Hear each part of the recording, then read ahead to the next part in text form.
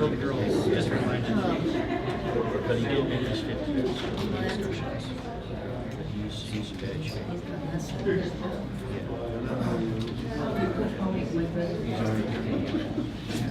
Wedding down. Boys. My brother has Hello, sir. How you doing? Ed, Edward. Once I called him Philip, I call you Edward. Same word? Kenward. It's better than Shelby. Yeah. Don't call me late I'm for still supper. getting called. What'd they call you? I can't tell you. Can't say it, can't say it. Secret society, I guess. Still got 3 kids. Are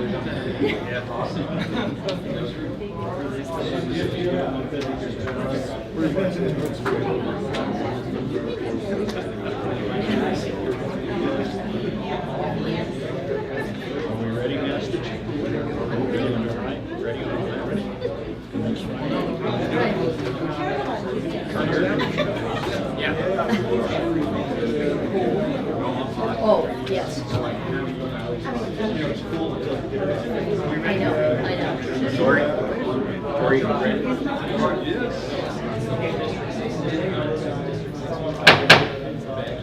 Call the meeting to order at this time. Roll call. Mayor Grimes? Here. Mayor Pro Tem Wiggins? Here? Councilmember Smith? Here. Councilmember Wallstrom? Here. Councilmember Bixby? Here. Everyone is present. Thank you.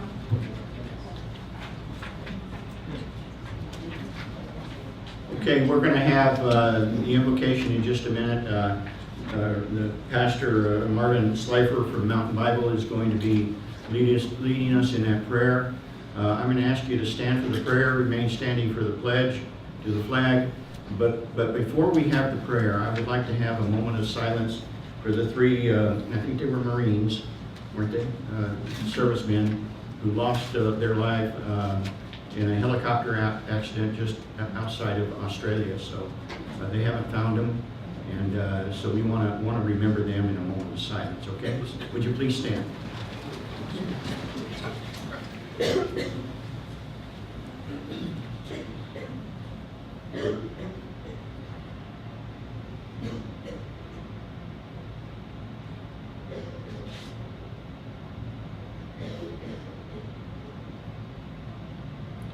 Thank you very much, Pastor. Thank you, Ed.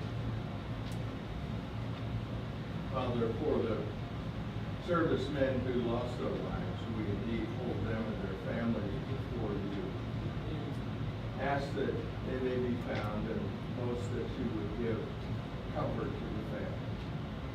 Father, for our city council, they're your servants, they're also our servants.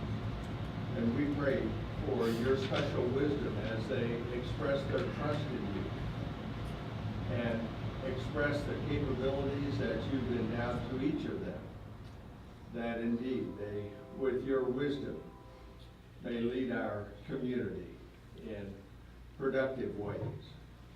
And Father, we pray your covering and protection upon each of our city council and upon our city as a whole. In Christ's name, amen. Amen. This time, let's pledge to the flag. I'm going to ask Phil Smith, who is a veteran with the United States Coast Guard, for him to lead us in the pledge. Salute, pledge. I pledge allegiance to the flag of the United States of America and to the republic for which it stands, one nation, under God, indivisible, with liberty and justice for all.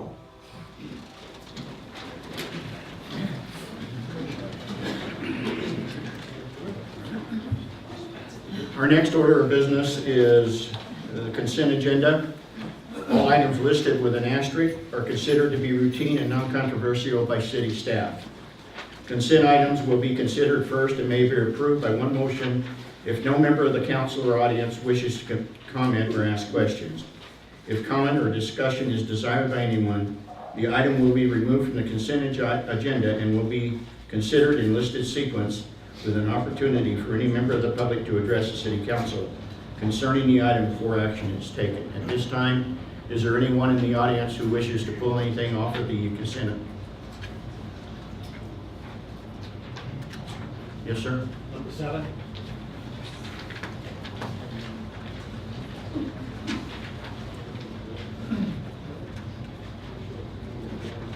Okay, item 7, anything else from the audience? Council? Mr. Mayor, item number 6, please, and item number 11.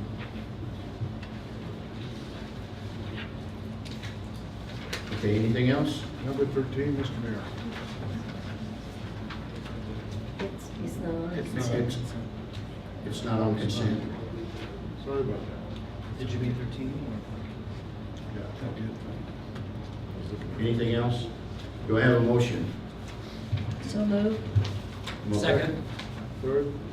Motion is with the changes?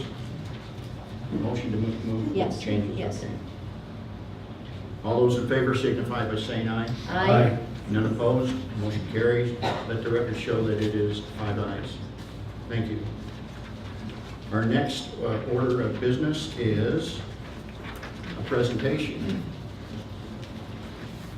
Would you like to join in, Mr. Mayor? I'd like to have Officer Amy Smith, Alex Rojas, and Robin McKeeson can join me up front here.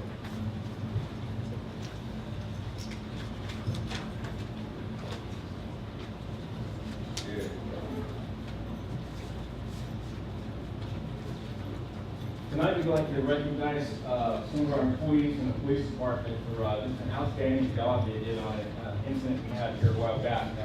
Unfortunately, one of our other officers who's involved in this, Sergeant Thompson, couldn't be here this evening, but it's really important to recognize these people and the good work that's going on out there. Things like this happen every day.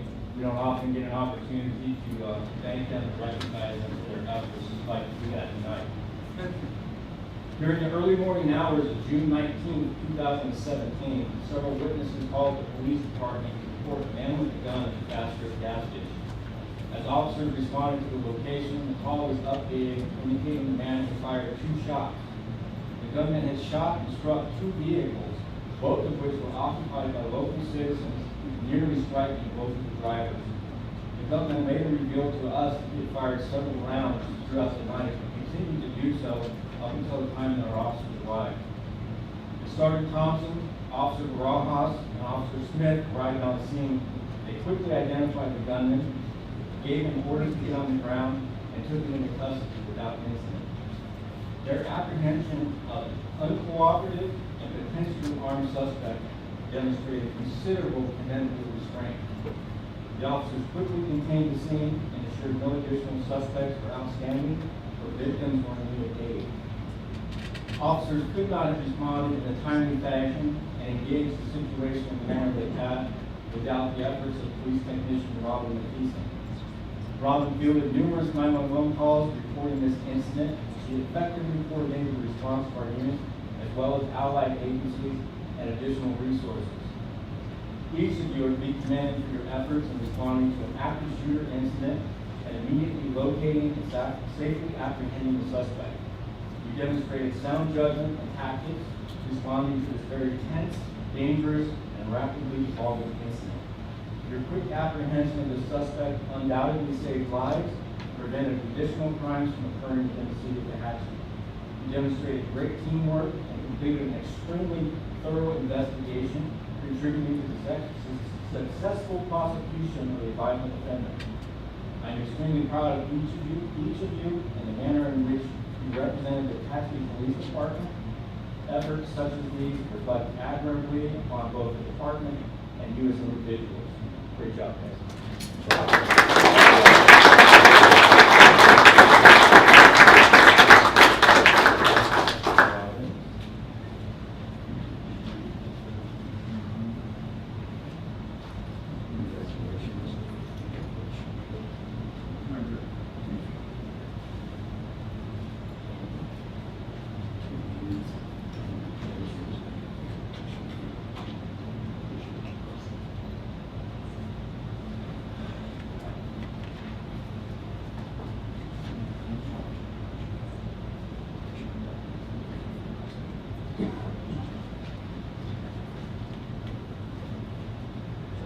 just like to say that, you know, this is Pastor Farmers.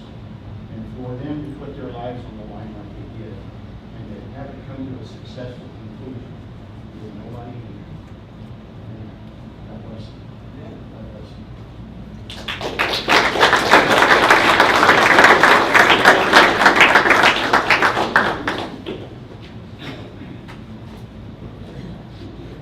We got a couple of shots.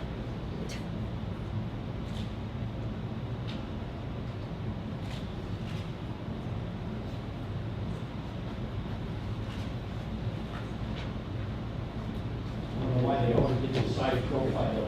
That's your best shot. Yeah, right. I told Amy she was gonna have to get a speech, she's trying to get out of here.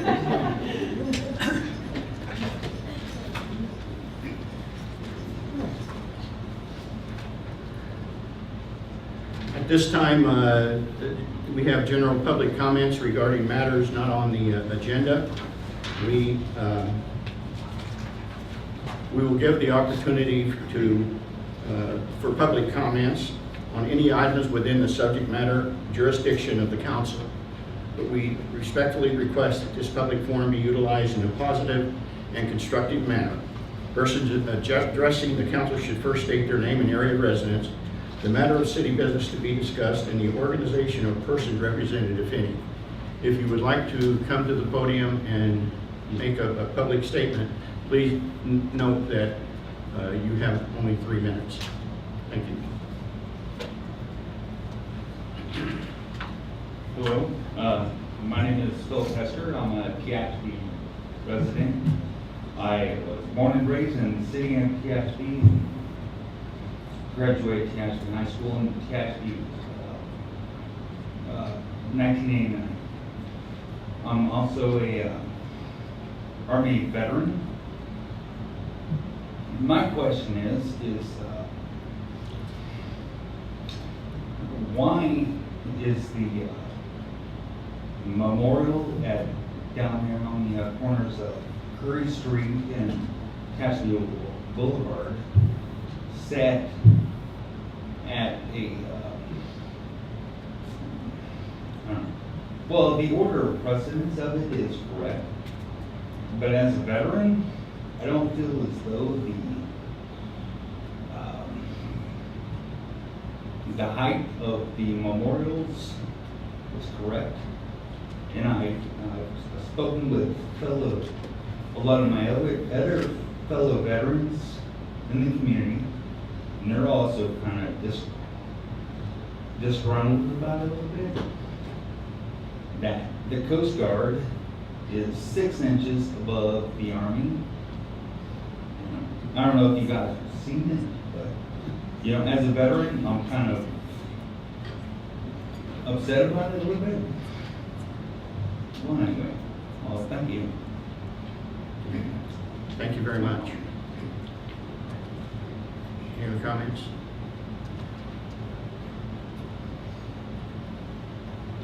Hello, my name is James Wilhelm. I live just outside the city on the High Line. I am a hangar owner and an aircraft owner, and I wanted to say something about item number 2 on your closed agenda. Hangar 18W. I don't have any financial interest in this. My hangar is a few doors down.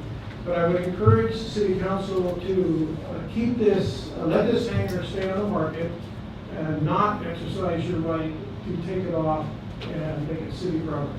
That's all I want to say about that. Okay, thank you. Any other comments?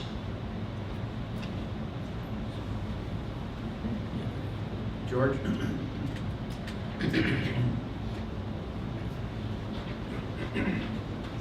I'm George Sandy, and I've resided in the city since 1988.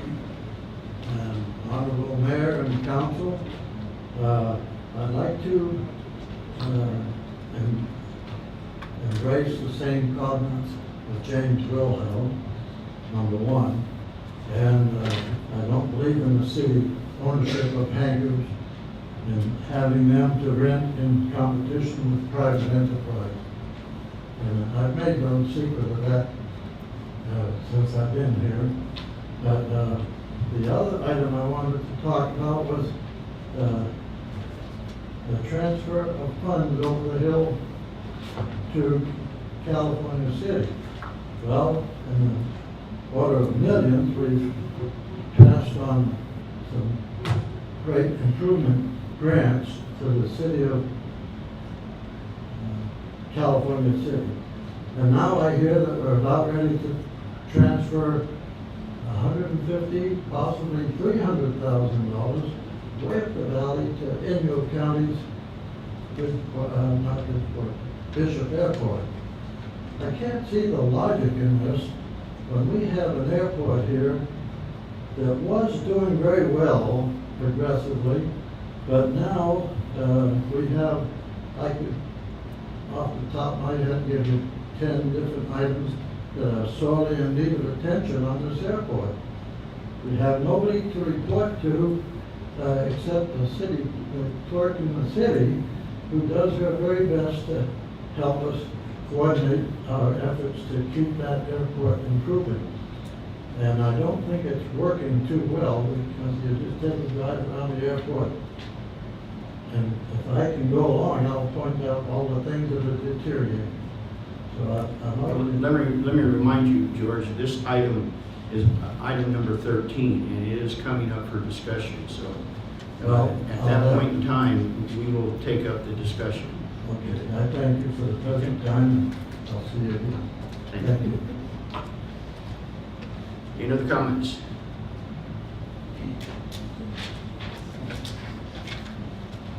James Roberts, I live in the city as well.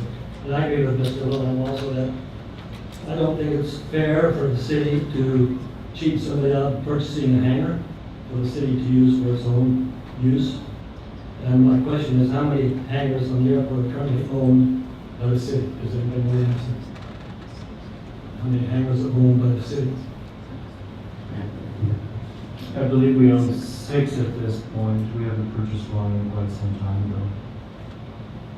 And could I ask also how many of those hangars are rented to folks and the city receives income from those hangars? I know the city has some hangars that may or may not be rented to anybody. 5.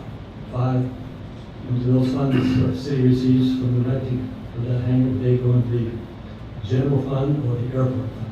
Airport Enterprise Fund. Thank you very much. And again, I hope you let the potential buyer buy the hangar for us. Thank you very much. Okay, thank you. Any other comments at this time?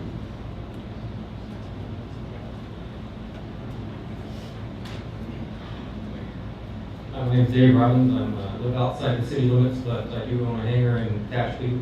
I just want to reiterate the points that these three last gentlemen brought up about the hangar, first right of refusal, and it should go back to the private individual and not the city to own it. That's all I got. Thank you. Any other comments? Seeing none, let's move on. Our next is a presentation and sale of Mountain Festival Good Time Badges. Uh-oh. Just want to warn you, get your money out. Don't anybody reach for your money until Mr. Grimes reaches for his. We haven't seen any of that in a long time. He's already got it. My golly, that looks like one of the ones from the Civil War, Ed. Good evening, ladies and gentlemen. My name is Bob Bateman. I represent the Blues Lodge. We've been doing good time badges. So I think this is our 29th year, but I haven't really sat down and researched it. We've been doing it for a while, and I've been with it all that time, along with other guys that are working tonight. What we do with the money, we've got good time badges, go for $2. What we do with the money is the chamber buys the badges, we sell them, and we get other people to help us, because sometimes we cannot manage enough people out there to do it. We take $1 out of every sale, and it goes back to the chamber for their programs and whatever they do with that. We take our $1 and it goes back into tuition. It's considered community service dollars, because we're chartered by an international organization called Goose. They require us to put that back into charitable funds. We believe charity belongs in Tehachapi, money's gotten here in Tehachapi. And we try and put it all back in. We sponsor robotics, we sponsor dollar trips, we sponsor kids that write us letters and say this or that, and they got a need. We may not be able to give them what they ask for. We try and respond positively to every letter we get. We don't go looking to give money away. So it's just, we have a board that controls all of this. It takes about, I'm gonna get the request, it's normal 2 weeks, 3 weeks to a month before we actually cut a check and send it out. Because we look into it, we don't just react. Anyway, it's your dollars that you're gonna contribute to us, we're gonna give back to somebody in this town. And it's not only just children, we react to other events, we are a child and senior-oriented benevolent organization, so those are the two that we look at first.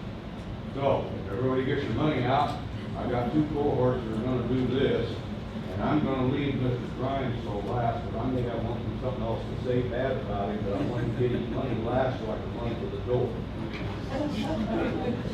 Hi, Ed. Your 3 minutes is up. You've never been able to shut my mouth in 3 minutes. I know. Chief, how are you doing tonight? Thanks, sir. It's good to see you. And congratulations on the fine work you're all doing.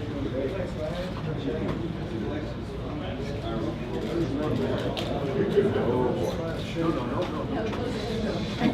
I'll take one. Keep the change. No, just one. I've already bought like 10. He didn't want to get shot in public. Well, It's great. former police chief and I came to a disagreement a number of years ago. Because people out there don't understand. You know, while you all are buying a ticket, I just want to say that I do miss getting shot at, even though I understand safety concerns. And we don't ever get any dance hall girls anymore. Good evening. How we doing? I always enjoy it when you're the mayor. It's much easier.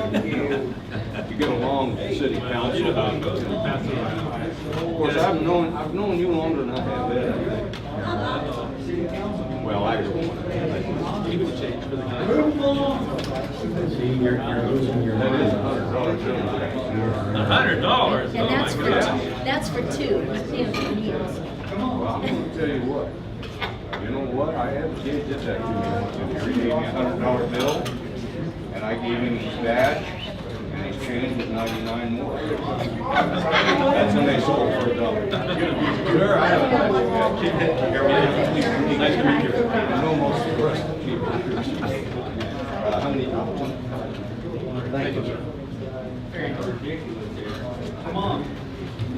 Chris, I never could figure out why your associate over there on the other side of the room needs an assistant. And I won't embarrass him by saying that, you know, what is an assistant? Somebody that does nothing. Yeah, I didn't say it to him, I said it to you.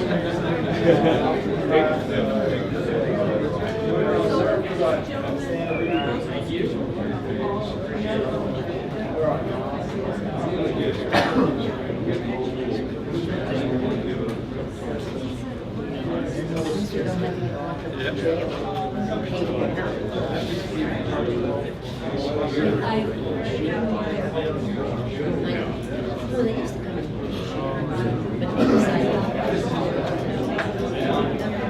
Folks, thank you very much. We'll be around, you'll see us, and tell all your friends. It supports the city, it supports the local community, it supports our kids, we help seniors if they need it. And thank you very much. Thank you so much.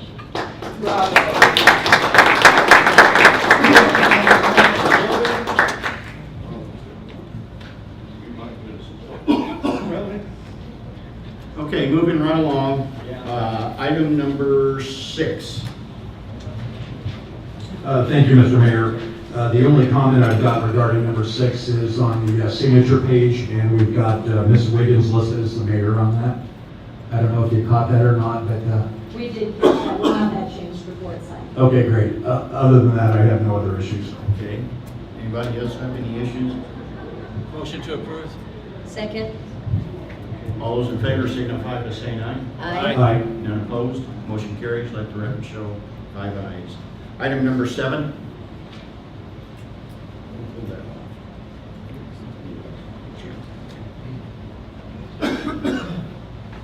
Jim Roberts again, I live in the city. This probably is the same interest as the last time I was up here. Regarding the hangar ground lease for 100 Commercial Way, I was just curious, since that's outside the so-called confines of the airport, all the hangars, will the funds from that lease go to the, again, to the airport fund or the general? So it's not really on the airport. Answer that. Yes, the building is actually owned and was bought through the general fund, so the payment for the actual facility will go to the general fund, the payment for the land will go to the airport enterprise fund. And what about all the businesses outside the gate, so to speak, are they general airport fund income? Such as all the businesses like the Scotts Automobile and some of those, is that airport fund? Well, not Automobile, but Mountain Automobile. So the city of Tehachapi, the airport enterprise fund has a long-term lease with the Pruitt Family Trust. And so they lease the ground. Those funds, the revenue goes into the airport enterprise fund. Any of the leases that she has with tenants, that's between her and the tenants. Same thing with Higher Commercial. So the city of Tehachapi General Fund owns the building. It purchased the building some 15 years ago. The land is owned by the airport, and so the land lease revenue goes into the airport enterprise fund, but the city of Tehachapi General Fund is subleasing the building to Sierra Technical Services. Okay, I think I understand. You can call me tomorrow if you want further clarification. Yeah. Okay. Any other comments on the subject? Item Yeah, number 7. Mr. Mayor, I have a couple of questions. The first question is, has this lease been submitted to the FAA for their review, and have we heard anything back from the FAA regarding the lease agreement for this particular outside of the fence facility? Yes, the lease has been sent to the FAA for review. They informed us after our last conversation at the last city council meeting about the Verizon cell tower lease that they do not approve leases. They are happy to review them to ensure that they're consistent with grant assurances. We sent them this lease last week. They told us they could not review it prior to this meeting, but we have several other leases on the airport that are effectively the same as this current lease. The Verizon lease is unique because it's for property that hasn't been. My time is up. The Verizon lease is unique because it's for property that has not been previously leased, and even though we have other cell tower leases, it seemed like a straightforward thing to us, but we're waiting for the FAA to review that. This one we don't believe needs additional review, and nor do they, again, approve leases. They will simply review them upon request, or in the instance where they choose to request a review, which they have not done for this property, simply to send this to them without being asked. Okay, so let me try to get that straight. We sent the lease agreement to the FAA. The FAA has not approved or come back to the city of Tehachapi with their commentary on the lease. So now we're at a point where the council needs to vote on something that has not ultimately been approved or reviewed or commented on by the FAA? I'll try to be a little more clear, so it wasn't clear last time. The lease will not be approved by the FAA. They do not approve leases. You can imagine that the Los Angeles Airport District Office in particular has a number of airports that they oversee, and approving leases at every one of those airports would be impractical. In addition to that, we are the owner of the airport, not the FAA. They will review leases upon request. I sent that lease to them for review. They did a cursory review of that lease, One of the 5 individuals that was copied on that email responded, the other 4 did not. The one that responded did a cursory review, said that it didn't look like there was any significant issues, although they did point out one clerical mistake that we made in paragraph 15, which has been corrected and included in the packet. And again, we feel like this is a routine lease that's reflective of our other leases at the airport, that to my knowledge, have never had issue with the airport or with the FAA. And so we see we have no hesitancy in recommending this to you for approval. So if we've got one person that responded out of 5, and we approve this as a city council tonight, and then we have a response from the other 4 who have concern regarding some portion of the agreement, where does that leave us in legal standing with regards to a potential tenant that can move in? And don't get me wrong, I just need to make sure, like I've said multiple times before, we need to make sure that we have crossed our T's and dotted our I's. I have no problem with the lease to Sierra, but I need to be absolutely confident as a person that is responsible to the community that we have we've received the information from the oversight committee, being the FAA, regarding this matter. Mr. Schroeder? From what Chris says, they're not going to approve or disapprove it.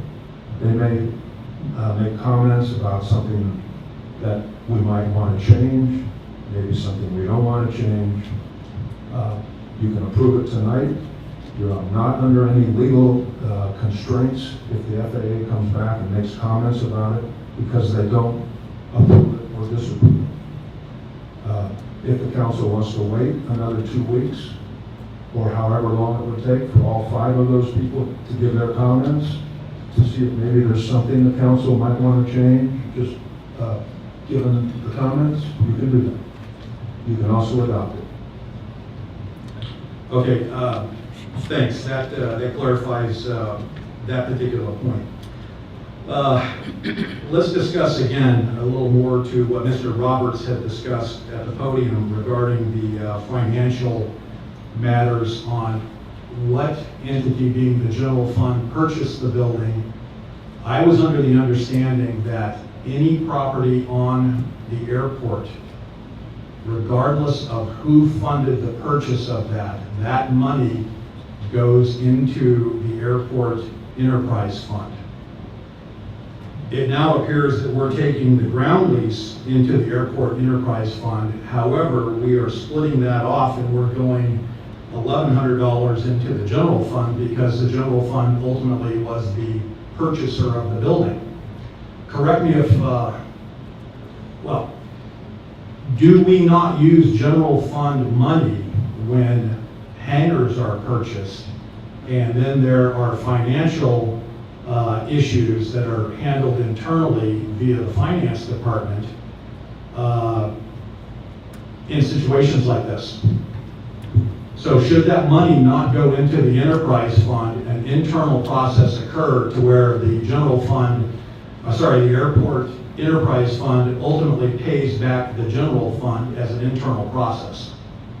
Mr. Carroll, would you please answer? Yeah, so I'm sort of saying, my door's always open, so you can always come by or call me and we can discuss all of these details. But I can tell you that the airport runs in the red. And whenever the city of Tehachapi the city council does elect to purchase a hangar, the general fund purchases the hangar, and then that debit goes against the airport enterprise fund, right? And so back 15 years ago, the city of Tehachapi elected to purchase 100 Commercial Way, the building. So the general fund bought the building, and the wastewater treatment and the water departments both paid rent, right? And so the land lease goes into the airport enterprise fund, but the general fund owned the building. The airport didn't own the building. In this case, we kept it separate from day one. It was purchased for a single use for our public works department. for Dennis, if you were Public Works Director at the time. Right?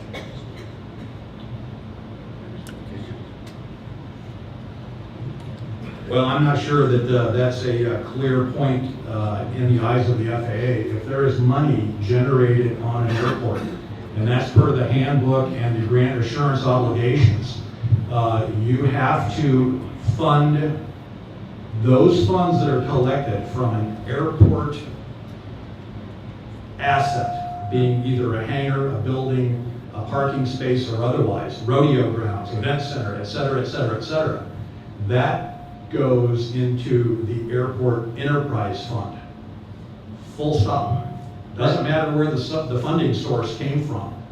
And I think that if we are going to alter that process, this is the first time I've ever seen this happen since I've been participating in this process for many years.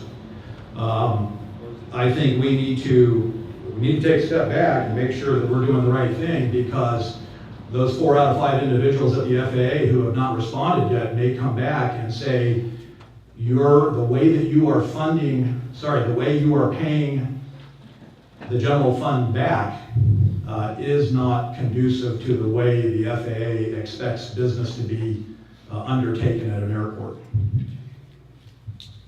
I think the simple answer to that is this is no different than the Pruitts owning buildings that are on the Pruitt ground lease that Greg mentioned earlier. The revenue that they generate in leasing that building goes to the Pruitts, not to the airport fund, despite the fact that they're on airport property. Instead, the Pruitts pay a ground lease, just like you pay a ground lease for your hangars at the airport. And revenue that you generate in those hangars does not end up back in the airport enterprise fund. The general fund owns 100 Commercial Way, not the airport enterprise fund. And the revenue generated associated with leasing the building should go to the owner of that building, which is the general fund, not the airport enterprise fund. I might add, that's the way it was since day one, since we purchased it 15 years ago. When we purchased hangars, inside the gate, there's an aviation specific use. Outside the fence, there's a slightly different use allowed, right? And that's what we're talking about. So day one, so what you're looking at here is no different than what we've been doing for 15 years. I beg to differ. I am not, nor have I been able to find in the years that I've been looking into this information, anything that would substantiate what you just said. I can't find it. I think if we have something available from our finance department that clarifies that, I would greatly appreciate seeing that. But if the revenue is generated on the airport, it needs to go in the airport enterprise fund. Once it's in the airport enterprise fund, it can then be dissected and paid back out internally to the general fund if that's what it takes. But to present this tonight, that we're going to basically enter into an agreement with an entity to pay the ground lease back to the airport enterprise fund, and not anything coming from the building back into the enterprise fund, I don't think that we are following the rules that the FAA has established. Chris? We obviously are following the rules when we bring this to you. Nevertheless, the concern that this has not been done before is misplaced.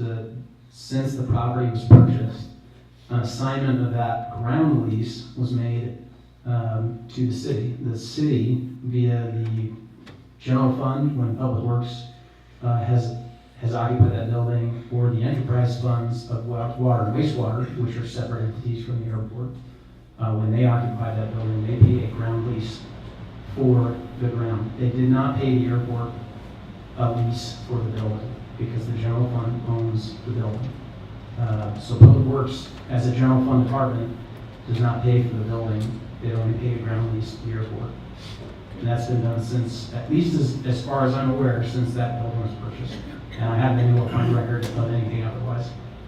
So I believe the last payment, the last monthly amount that was being paid to the general fund, or paid to the airport enterprise fund, was in the neighborhood of $560 per month. That was for the ground lease associated with that building. The ground lease rate, as you'll notice in this new agreement, is lower than that, because that's reflective of our current ground lease rates. Because of escalators of the prior lease that was assigned to the general fund, that had escalated beyond what our current ground lease rates are.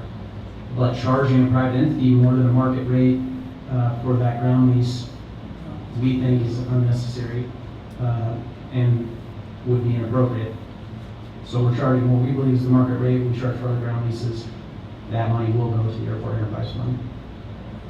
Okay, I would like to have, Susan, you wanted to add something. Well, it's kind of a moot point now. I just wanted to, I understand that the East Kern Spaceport, Mojave Spaceport now, is a special district. However, I followed it from its inception. And they had all kinds of things out there they had to lease. To aviators, to whatever, and never once in that time did the FAA ever get contacted and asked if it was all right if someone could use this dingy old building over here. I'm kind of amazed that all of a sudden now we have to do this, not because the FAA requires it, but because some of us think that we're not doing anything right. That was all. Okay.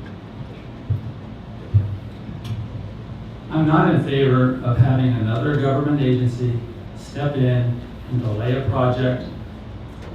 Ken, you called me about this project with some other issues with the dirt and things like that for this new tenant. They're going to bring in a lot of employees and a very good business, and I don't know why we would want to interject a federal agency like the FAA into the process, which could delay this for a month, and this tenant may say, never mind, I'll go down the road. Right. Why would we want to do that if this is a routine thing? We do hangar leases all the time. Since I've been on here, I think this is the first one where anyone asked the FAA, what do you think about it? They don't, and they will not approve or disapprove it. They may make a comment. But this body, who represents the taxpayers who own the building, City Council doesn't own it, and when you say the general fund that owns it, that's the taxpayers of this city owns the building. The lease, from what I understand, the lease rent, the lease will go to the airport fund, correct? The dirt lease. The dirt lease, the ground lease, all right. So the airport's gonna get a good tenant with revenue from the ground lease, like we do with all the other leases on the airport. Anything leased out there goes to the airport fund. This is no different than, Ken, if you bought the building, you know, you could lease it out and get the revenue from it, but your ground lease would still go to the airport fund. That is no different than anyone else here who owns a hangar. Your ground lease is going to support the airport fund, just like this one. So I'm not in favor of delaying this anymore. I'm not sure why we're even here. This should be a fairly routine lease. So I'm in favor of this, and I make a motion that we approve the lease. Then, Mr. Smith, let me interject real quick. Then why did we take the initiative to send that to the FAA to start with? I have no idea. I'm happy to answer that question. We have never, in my knowledge, sent a lease to the FAA for approval or disapproval. And we've done at least tens of leases in my 10 years at the city, maybe hundreds of ground leases have occurred, or subleases, transfers of property. We've never sent one of those to the FAA for approval. When the Verizon lease came up 2 weeks ago, my understanding was the FAA reached out to us, reached out to me specifically, said that they had spoken to you directly, and that they wanted to approve or disapprove all of our future leases. That was one individual at the FAA. I called our airport compliance officer, Mr. Tony Garcia, to speak to him, who has authority and jurisdiction, at least as far as I can tell. I mean, as you can imagine, the FAA is a large bureaucracy. We have a number of different contacts at the FAA.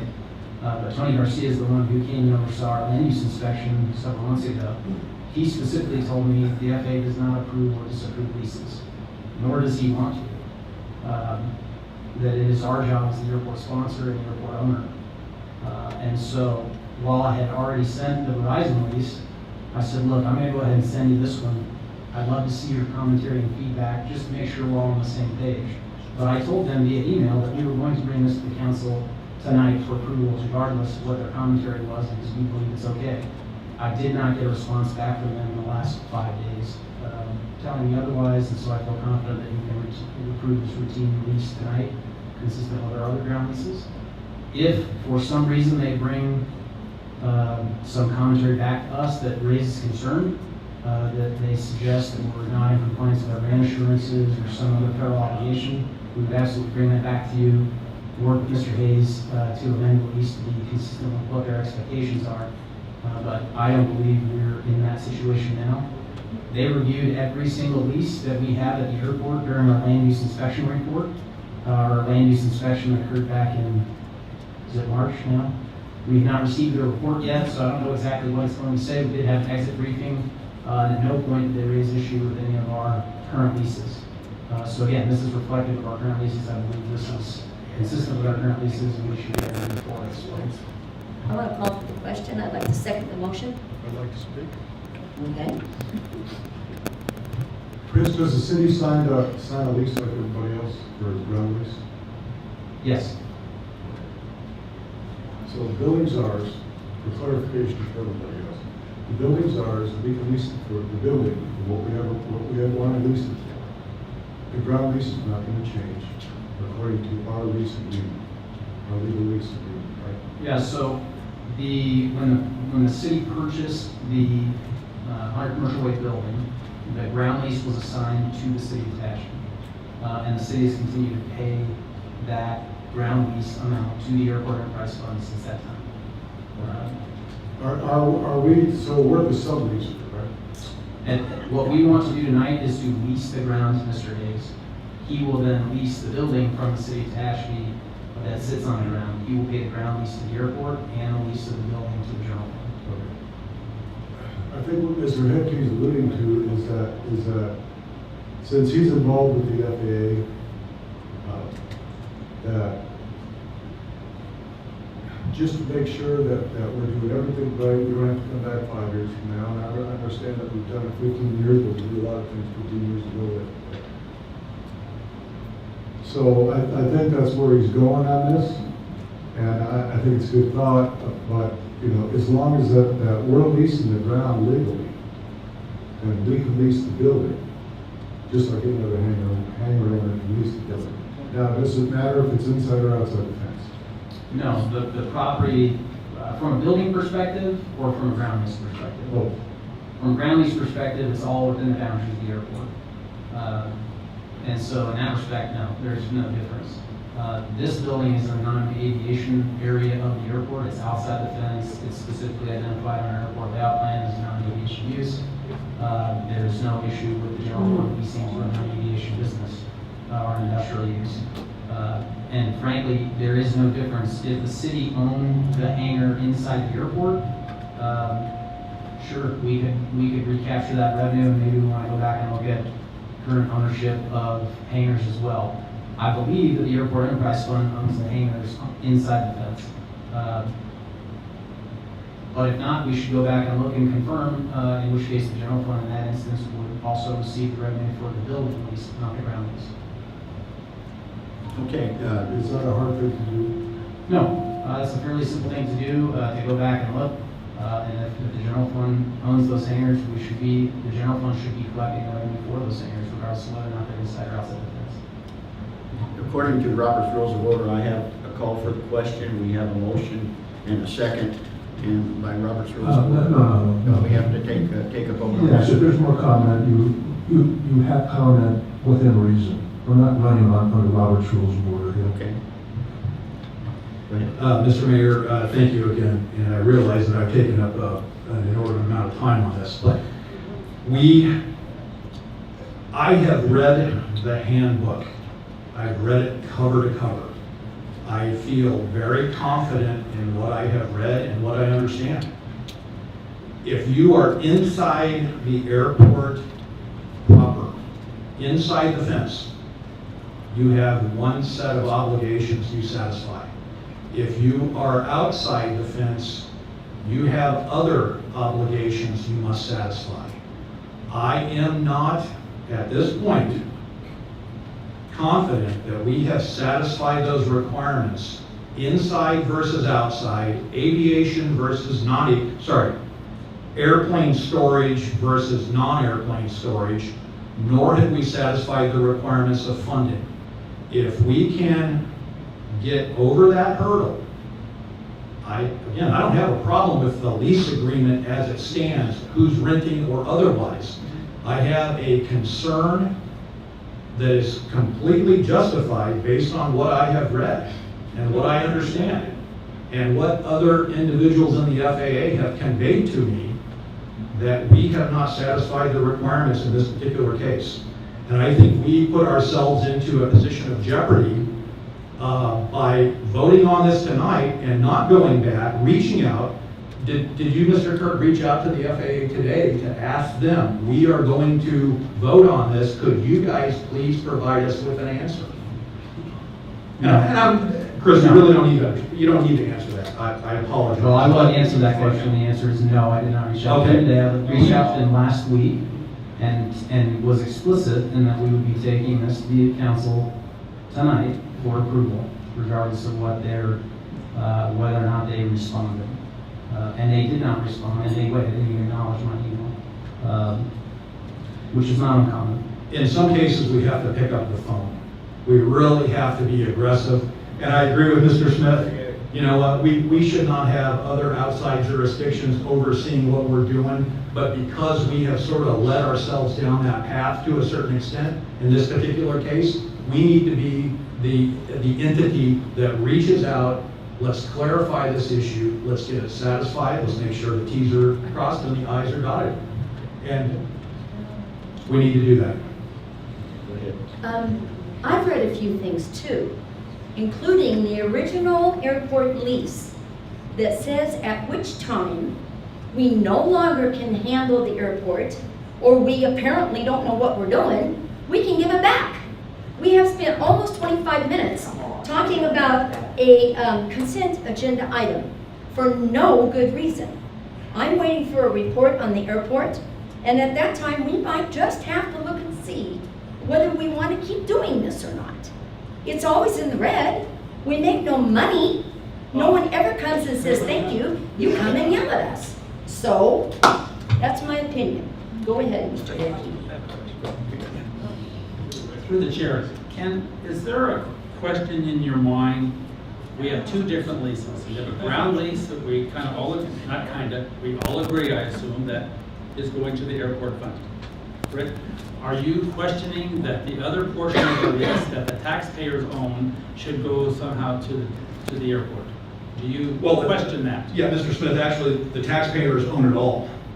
I mean, they own the inside and outside and I'm otherwise. just talking about, so we all agree that the lease of the ground goes to the airport fund, correct? I am concerned. No, just one piece at a time. That's where I'm going. So the ground lease, the revenue from the ground lease goes to the airport fund. Correct. Okay, we're all in agreement with that.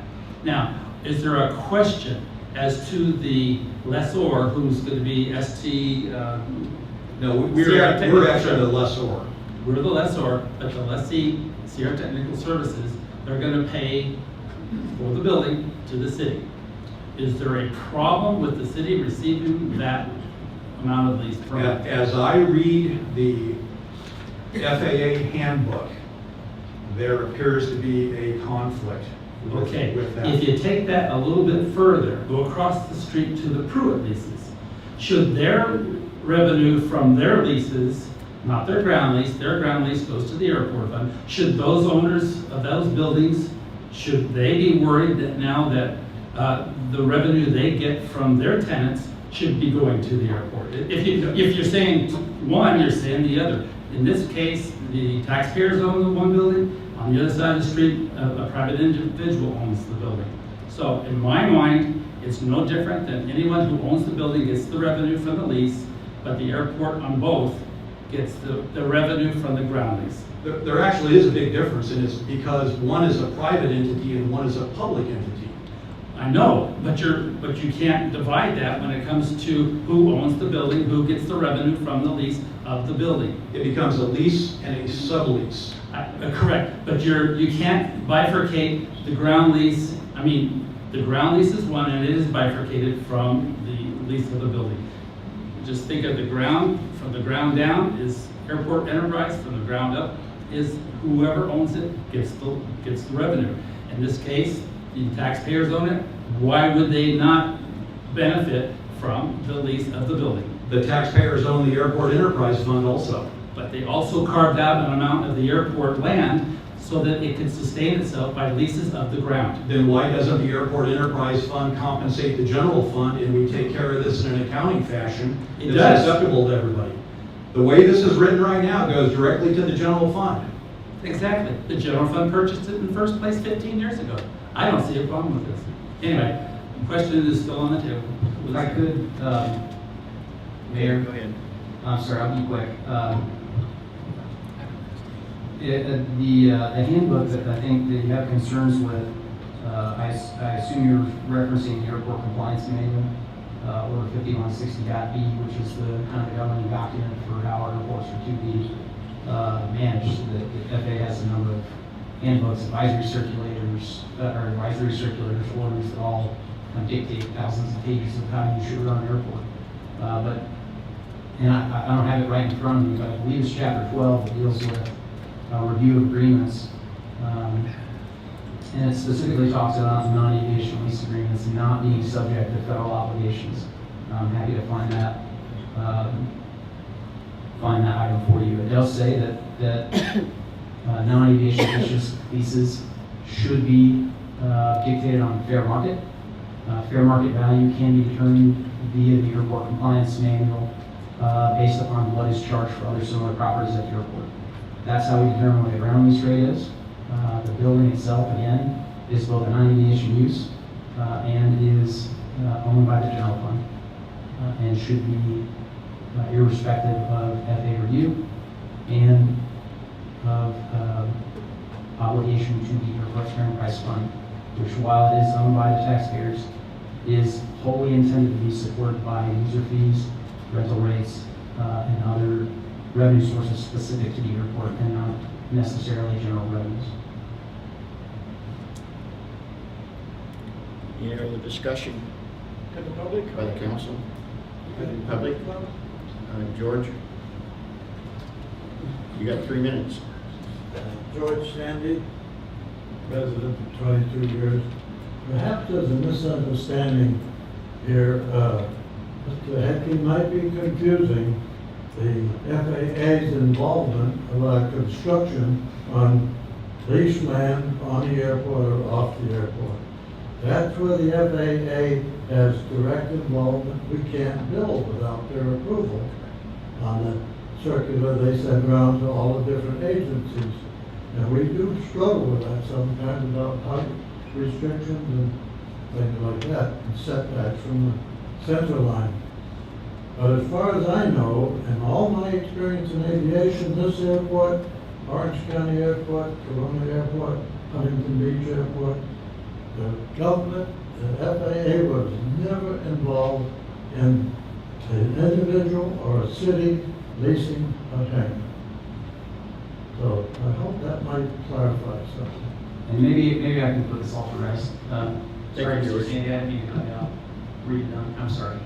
Did you ask your question? I just asked if you were finished. I'm sorry, I didn't mean to cut you off.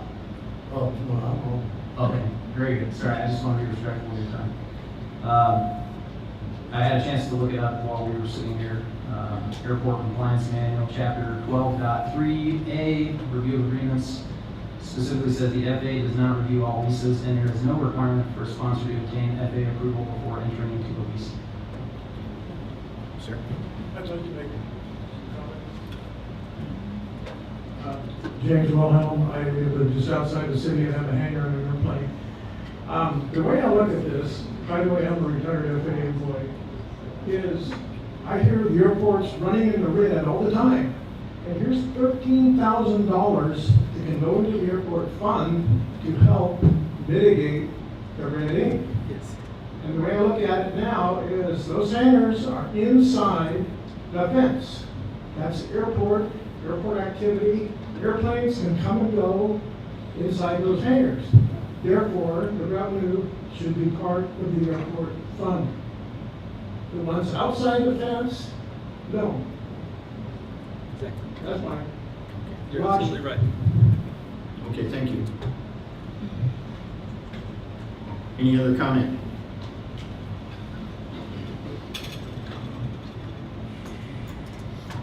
James Robertson, is this a airport, what was the word, non-aviation use of this hangar we're talking about? 100 commercial ways of non-aviation use? Yes. It's a non-aviation, is it not something to do with aerospace or something like that? Just because it doesn't have an airplane in the hangar, is that considered non-aviation use? Correct. The FAA is very specific about aviation use. Hangars in particular, and this is something we discussed with the FAA during our land use inspection. Even building an airplane is not an aviation use consistent with FAA guidelines. Only when it's reaching its final stages of assembly and getting close to flight is it then an aviation use. There's an advisory circular about that as well. But in this instance,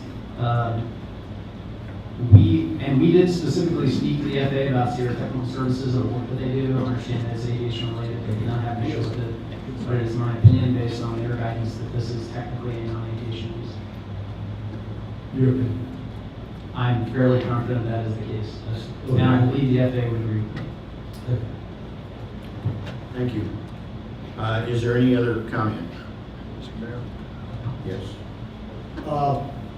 Is there any way that we can put this off for 2 weeks to make this issue exactly crystal clear to everybody that's on the airport property, to me, to the rest of the council, to Mr. Heckey, to whoever wants to question this? I mean, I don't believe that we're going to run these folks out, but I don't want this to come back, after 2 weeks.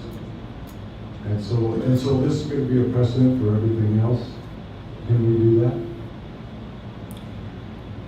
Well, I have a motion and a second I'm not withdrawing on my the second. issue. And the Withdrawing. call for the question has been submitted. So with that said, we've had discussion, and I think it's time to make a decision.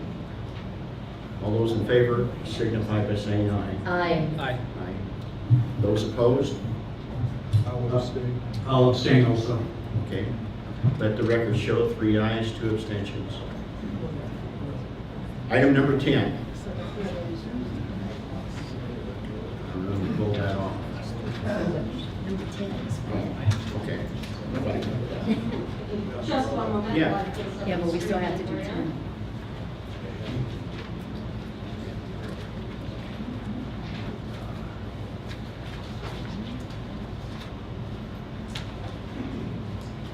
Honorable Mayor and council members, before you is a First Amendment to Agreement for IT Services. In October of 2014, the City of Tehachapi hired Diamond Technologies to provide system integrator and IT help desk consulting services. Since that time, Diamond has included a number of projects to bring the city up to speed with current technologies, including the implementation of offsite backups, a citywide VoIP system, computer system upgrades, the virtualization and consolidation of servers, new mobile PCs in squad cars, and cabling design of the annex and Freedom Plaza, among other things. This First Amendment would extend the term for 3 years. There's going to be no change in cost or anything along those lines. So our recommendation is that you approve the First Amendment to the agreement between the City of Tehachapi and Diamond Technologies and authorize the mayor to sign. Any questions? Any questions regarding this issue from the public? Seeing none, council? Mr. Mayor, thank you. I do have just one very simple question. Does this agreement also cover any security cameras that we may have around town and also at the airport? Do their services interact or cover the security camera issue? They do maintain our cameras, if that's something, I don't believe we budgeted this year for any new cameras anywhere around town, but they do maintain everything, so if something goes down, we do have maintenance budget if something was broken. Okay, great, thank you. Any other questions? Do I have a motion for approval? I'll make a motion. I'll say. Yes. I have a motion and a second on item number 10 as discussed. All those in favor signify by saying aye. Aye. None opposed? Let the record show that it's 5 ayes. Item number 11. Thank you, Mr. Mayor. I just have a couple of questions on the check register or the outgoing payments. One is for the Verizon Wireless. It shows that the airport still has a tough book. Do we know, is that, Ryan, is that something that you have now at Public Works, or where is that piece of equipment and how does that interface with the airport activities? Yes, we do still have it at the airport. We use it to record our daily inspections when we do meet on the morning or evening. Okay, is that something that we, and I realize it's only $38, but is that something that we could eliminate and then overlap into Public Works to basically get rid of the device that we pay for?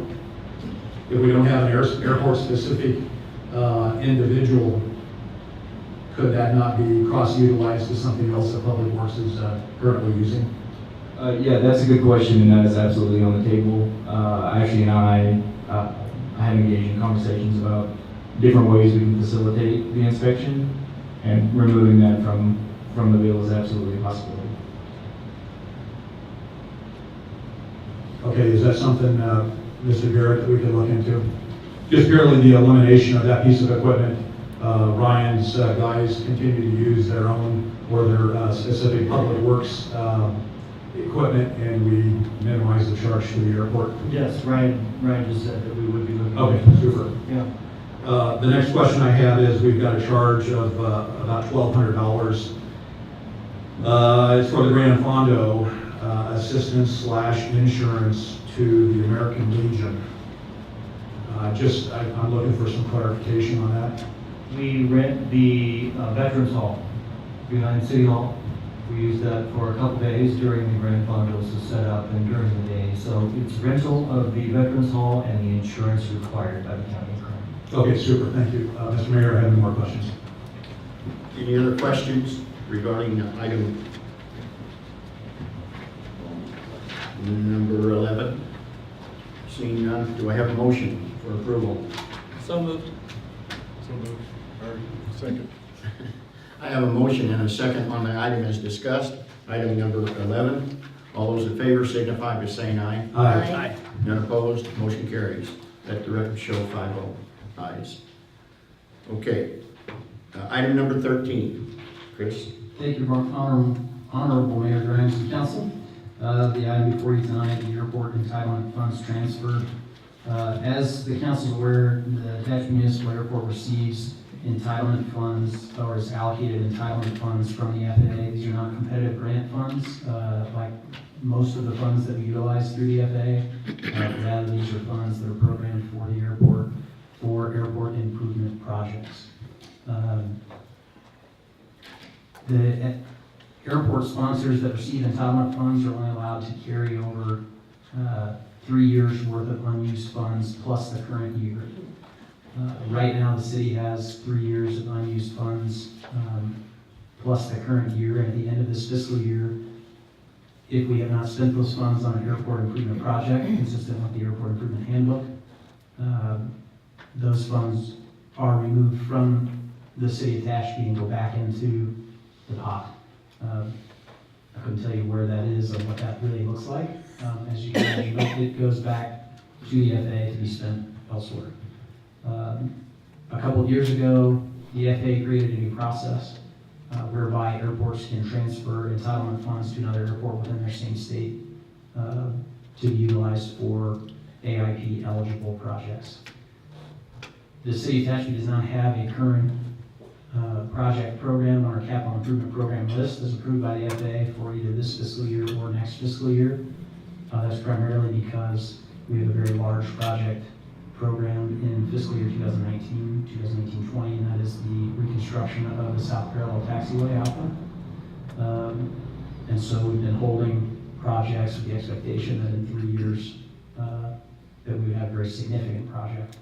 Rather than let those funds that are not currently programmed for improvement projects go back into the pot, we believe it would be appropriate to transfer those funds to another airport in our region that is in need of those funds to complete a current project they have programmed for this fiscal year or next. Initially, we reached out to the Mojave Spaceport. Our understanding was that they had a current project program, and we felt like that would be an appropriate neighbor to share those funds with, rather than they go back into the national pod, the FAA. Their project did not come through, and so we were approached by the FAA suggesting that Bishop, Inyo Airport, owned by Inyo County and Bishop, was in need of funds for an apron rehabilitation project, very large project they have underway. I reached out to their engineer and to their public works director and spoke to the FAA. We believe that supporting their project makes sense, helping them complete the full scope of their project with unused funds from the Tehachapi Airport. And as such, we recommend your approval of airport entitlement funds and authorize the mayor and the city attorney to sign the agreement for the transfer of those entitlements.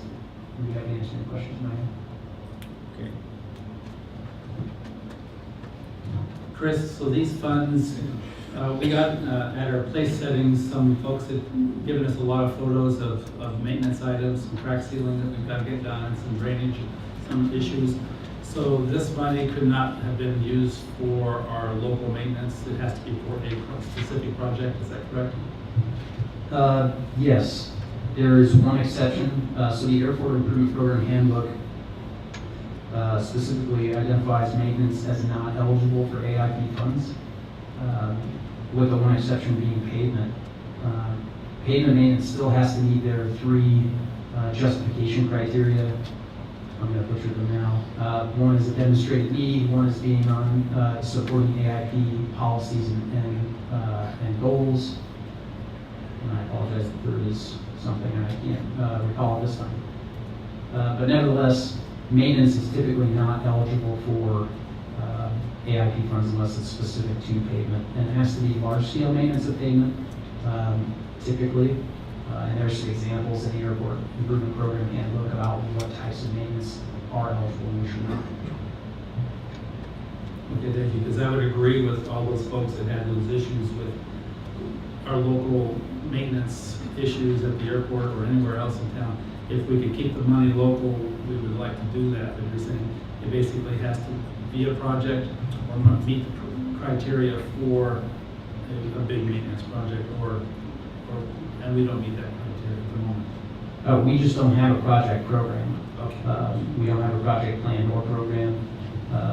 We had a project program, if you recall, back in 2015, a large rehabilitation project of asphalt on the Southwest Diagonal Taxiway. We recommended approval of that project to you. You approved it, and then subsequent to that, we recommended rejection of that project. I won't go into that long history. You guys are all well aware of, unless you'd like me to. But that was driven by a pavement maintenance survey that was done by Caltrans back in 2011.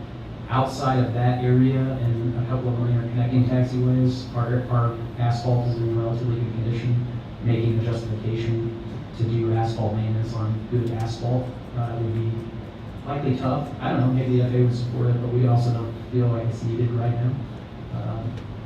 But I haven't seen any of these pictures until tonight, so if there are maintenance issues at the airport that we're not aware of, we're certainly happy to deal with those. I'm not sure if Ryan's aware of these issues specifically. Has anyone reached out to you about these? So these are new to us. We're happy to obviously look into maintenance if there's some weed issues or otherwise sweeping asphalt areas and those kinds of things. Our public works crews are well equipped to deal with those. Yeah, some of the photos were some pretty substantial crack sealing at least, and we should be able to address those with public works, I would think. So just so we keep that in the forefront, and so the folks out here know that we're not just throwing money throwing it away. We can't use it unless we have a project. So that was my comment. Thank you. Some of the cracks that were identified in the photos that I had a chance to glance through before the meeting are on the runway. I will point out that individuals shouldn't be on the runway. Unauthorized persons should not be out on the runway.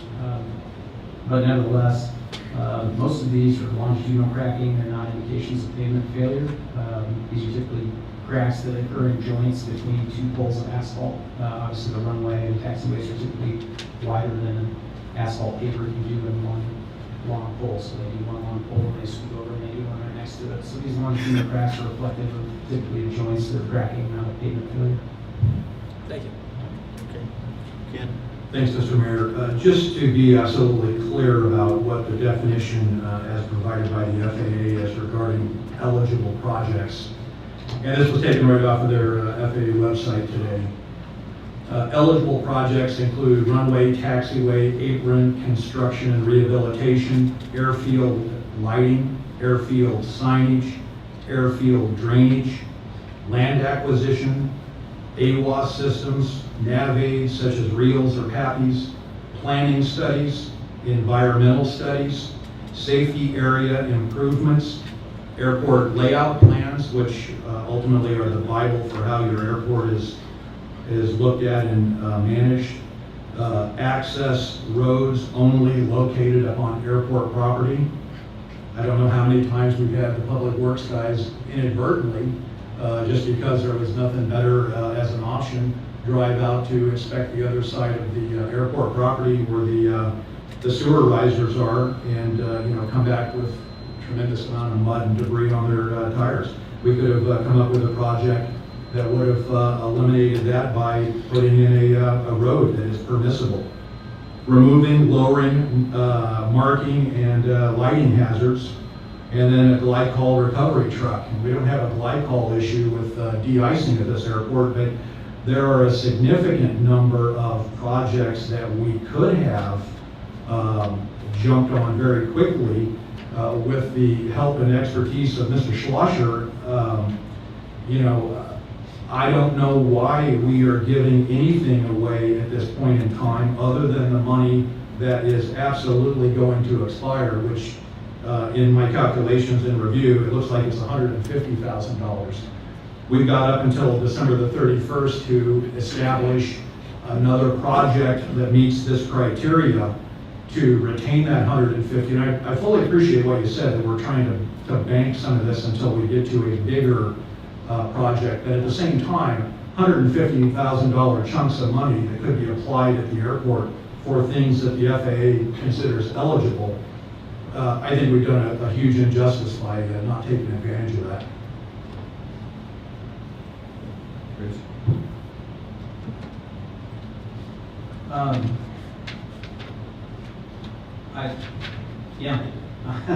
There wasn't a question, and I don't mean that flippantly. It was a comment. I certainly respect Mr. Hickey's opinion on that, and that's a decision for the council to make. I would point out, though, that in the past we had $1 million program for asphalt rehabilitation, and we aggressively pursued, that I made the argument for in front of this body. Frankly, in opposition to the existing users of the airport who argued against spending that money on rehabilitation. It's the primary reason why we came back to the council and we requested that you reject the funds. Because those funds, while even $150,000 do require a match from the city, they would typically require some level of engineering. They must be bid. There's a number of expenses associated with those. So $150,000, frankly, doesn't go a long way in this business. And it's not because we don't want it to, it's because of the heavy regulatory environment that we live in. But again, we think that holding tight on capital improvements for the time being, performing existing maintenance or dealing with existing maintenance obligations with our current staff, our current internal resources is our best path forward. And issues like mud on the runway from our public works staff are things I'm not aware of or not been made aware of. And certainly if those things are happening, we can deal with those internally very simply, rather than spend $150,000 to build an access road. And I don't mean to be, again, I don't mean to be flippant, but $150,000 won't likely build much of an access road. Okay, thank you. Any questions from the public? George? Well, I certainly agree with Mr. Hepke about not letting 150,000 slip through. That's a lot of money to me. I don't know about how other people look at those sums of money. But the other thing I would suggest is make every effort we can to save that $150,000, and we pilots can come up with a lot of projects that could use that money. And I'd be happy to help you there. Okay, thank you. Yes, sir. Hi, good evening, Mr. Mayor, and members of the City Council. My name is John Timilowitz. I reside in Bear Valley and own a hangar at the airport. I've been flying out of the airport for over 20 years. I recommend you vote yes to accept FAA grant money this year. Taxiways and runway are in need of maintenance. There are cracks in it. Striping of the runway, paint, and taxiways, the striping is faded. They could use a repaint job. If the funds cannot be used for this, I recommend as an alternative that aircraft recovery equipment be purchased and personnel trained on its use. I have personally been involved with other local pilots in removing at least 3 disabled aircraft from the runway. Lack of airport recovery equipment resulted in pilots providing engine hoists and makeshift cradles to remove the aircraft from the runway. The last incident, a gear-up landing, had the fire department arrive with airbags and blocks, which did not have the height required to lift the aircraft to get the gear extended. I personally provided an engine hoist to help. I suggest grant money could be used to purchase a recovery crane vehicle plus adequate sized airbags, etc. for emergencies at the airport. This is something that maybe funds could be expended to help when the time arises. I've seen 2 Europe landings and another incident at the airport, and personally helped with all 3 of them, with the former airport manager in at least one instance, and day before that on another one. Where airplanes landing gear up, and a fire department comes, and I have all respect for the fire department, but the equipment that they showed up with was basically airbags, and they couldn't raise the aircraft high enough to extend the landing gear. So that's maybe something that you may want to look into, getting some emergency aircraft specific equipment at the airport. As another alternative, we are seeing more and more use of the airport to support local firefighting. As recently as last week was a sky crane operating on a ramp in front of Aviator Park. And that's great. That's one of the best uses of that airport is for emergency responders to use it. Okay? Whether it be helicopters or fire bombers with local fires. I would recommend the city look into a dedicated helipad located on the north side field for these extended firefighting operations. I'm not talking about the present location of Cal Fire. I'm talking about when we have to rely on extra help putting down fires. Okay, sir, your time is up. I'm almost done. I again would recommend accepting the grant money and not voting to transfer it to the current, as I feel we could have use it here to improve the airport. In closing, to pursue a better communication link with airport users, I would like the city to consider a 1-paragraph news item, what's going on at the airport, to be inserted in the monthly hangar rental fee bills, and a copy be posted at the airport office bulletin board. With no airport commission and no dedicated airport manager, I think this would be an excellent avenue for the city to communicate with airport users in general and improve relationships. I'm sorry to go over. Thank you.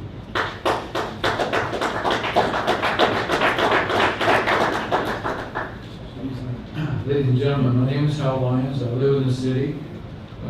I'm a retired California architect and retired general contractor with over 50 years experience.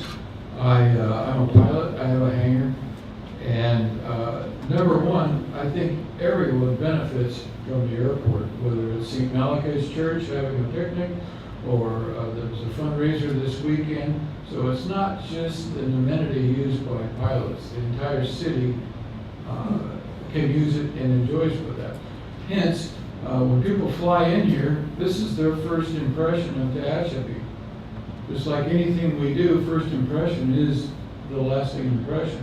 When they go in, and I appreciate what you said, Chris, but if you take the time to drive around out there, you'll see cracked asphalt. You go in front of my hangar, I can literally scoop up pieces of asphalt.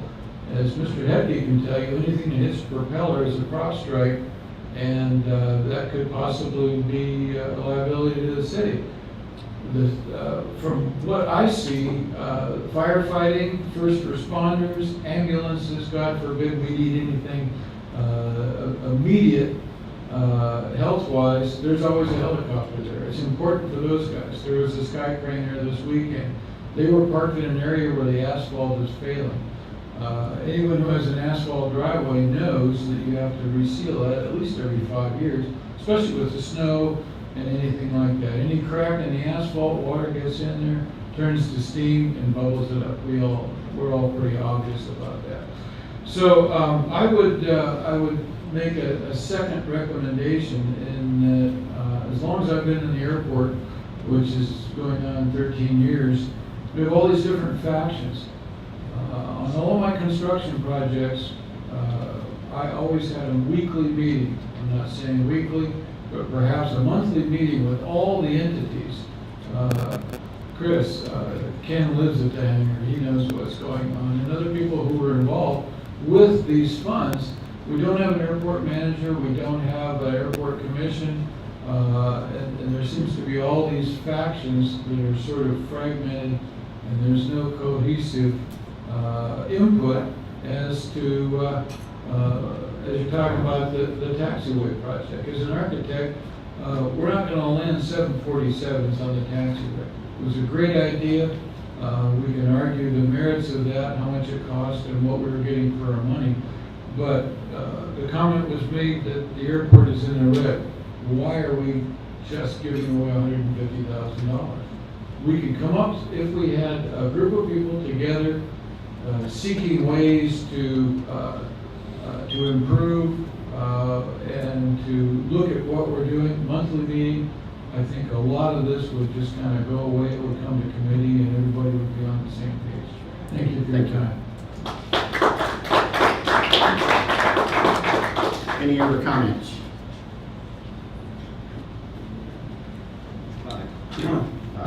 Marshall Blauart, I'm a resident of the city and also a hangar owner. In particular, I'm hangar 38W. There's a row of 10 hangars that back up to the new development. Not so new now, I guess it was 10 years, all the big hangars were built. The drainage behind our hangars, those 10 affected hangars, is non-existent, it's just dirt.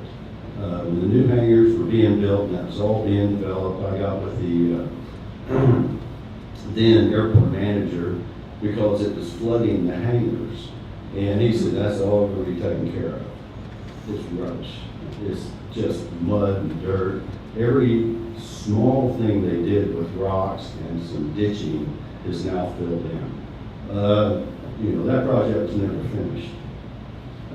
You need to finish it. I sent Mr. Hebke pictures of that. I don't know if you could share them with you. Yeah, we saw. Why don't we finish what we started 10 years ago? There was the money for it then.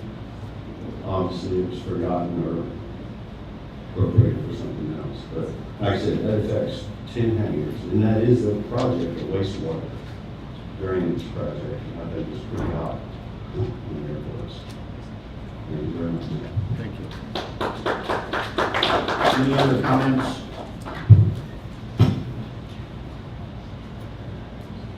Professor Bob Reynolds, Tehachapi resident, 43 years. I've heard a plethora of issues from airport hangar owners about the physical condition of the areas relative to their properties.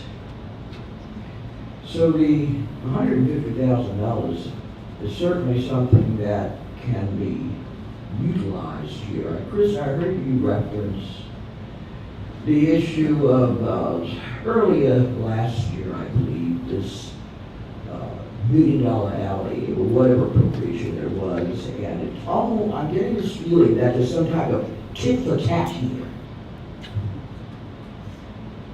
And I'm a law professor, I see read through the lines. And there were several suggestions that we discuss, both sides of the aisle, discuss this issue. You just don't send that $150,000 when you have this plethora of concerns of the physical condition of the airport. It is nonsensical on its face. Thanks for allowing me my opinion.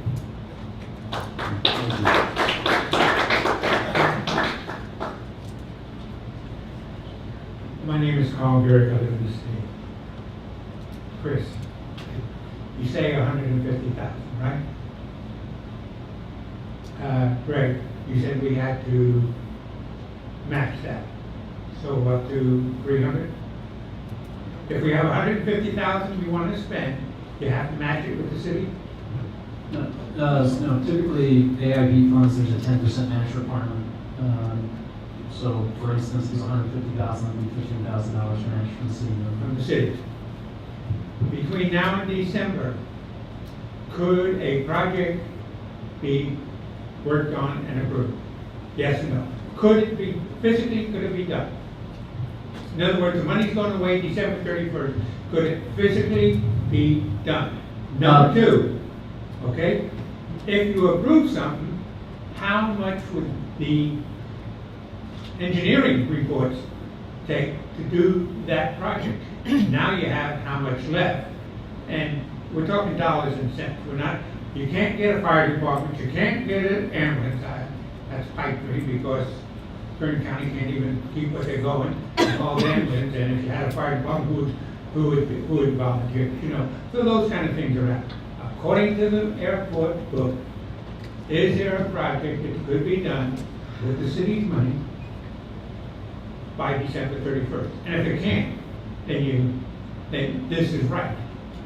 You know, if it can be approved by FFA, then could it be done with the total amount of money minus engineering? You want to answer that, or? Sure. Yeah, I'm happy to answer that. The question of whether or not the funds could be expended by December 31st, it depends on the nature of what the request is. Obviously, a construction or maintenance, well, maintenance projects aren't eligible, but a construction or rehabilitation project would likely take longer. The design effort, the associated environmental work would have to be done as a requirement of the AIP funds. It'd be difficult to spend that money this fiscal year if we just created a project out of thin air, which is kind of what we're talking about at this point. We have a currently designed project for asphalt rehabilitation. We did that project 2 years ago. That project was $1 million. $150,000 is going to rehab the Southwest Parallel Taxiway. And so while that's designed and that can be moved forward a little more quickly, there's not enough funds for that project. And again, the airport users then argued very adamantly against doing that project. I think the comment was specifically made that the airport was failing and that we shouldn't continue to throw good money after bad. I didn't make that comment. I argued very adamantly to the council that we should execute that project despite its cost. But nevertheless, that was the commentary from the users of the airport then. I'm happy to hear that there's support for ongoing maintenance and rehabilitation of the airport today. But nevertheless, I think spending that $150,000 prior to December 31st is unlikely. And just as a point of reference, even rehabilitation projects can be very expensive. The rehabilitation of the runway, which is on our capital improvement list for future years, including refreshing stripings and markings on the runway, although those were recently done, I think back in 2014, maybe actually doing the pavement markings and lighting project.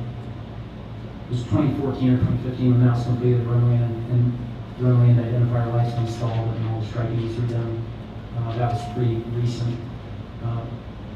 But the estimate for the rehabilitation of the runway, and that's not a full reconstruction, that's just a thin overlay of asphalt and new striping. That's the engineer's estimate, and this is from an engineer who specializes in airports, Tehachapi engineering, or our aviation engineer specific, is $1.3 million.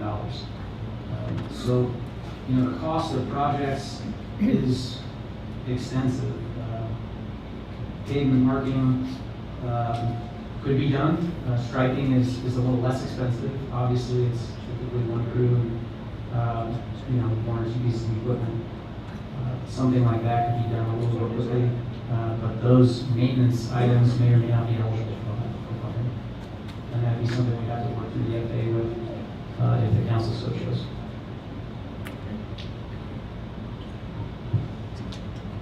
Have you already been up here? Yes, I have. Okay, I'll give you one time. James Wilhelm, I have a hangar and an airplane on the airport. I live just outside the city. I think we're losing part of the picture here. We actually have $300,000, and that money is money that pilots and airplanes have paid in taxes. This is taxpayer money, and we're turning it away. That's not good. It would be like the road tax, the fuel tax, and then Caltrans says, here's some money, fix your roads, and we say, oh no, we don't want it. That's what's going on here. That's the way I see it. Now, one other thing. I did the TSP newsletter for 3 years, and during that time, we had an airport manager, and Tom Glasgow, God bless him, always had a project in the works to spend this kind of money. What's going on? I don't understand. Thank you.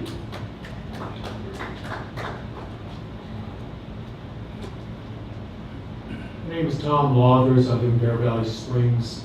I'm a resident for 7 years there, and I'm also a property owner in the city of Tehachapi, specifically a hangar owner. I had a list of projects here, but after listening to this gentleman over here and the time parameters involved, I might as well throw the list in the trash. The problem with that, to me, my thinking, is communications. Communications between the city council and the city manager, the airport operators, owners, and the city residents of Tehachapi. I just found out tonight that this was even about this on the agenda. My fault for not looking it up. But I think the city has forgotten the asset the airport could actually be or is. We have possibility of future commercial use, non-commercial use on the northern side of the airport. When Mr. Hecke mentioned about the access road, we're talking something simple, something that we don't have to go through the mud. Some type of access road on the north side. Maybe you might even bring commercial business into that area if it was there, but it's not. It's just dirt roads. We also forget, and one of the fellows here mentioned, a friend of mine, about disaster relief. If we lose a freeway, a railroad track, what do we have for disaster relief? Our airport. Maybe it's time to reconsider what the city is doing with this airport. Running into the ground, or going to do something with it. Let's spend the money. Let's have some kind of communication between us. Let's have an airport commission again. We need communication between the residents, the owners, the operators, and the city. Thank you.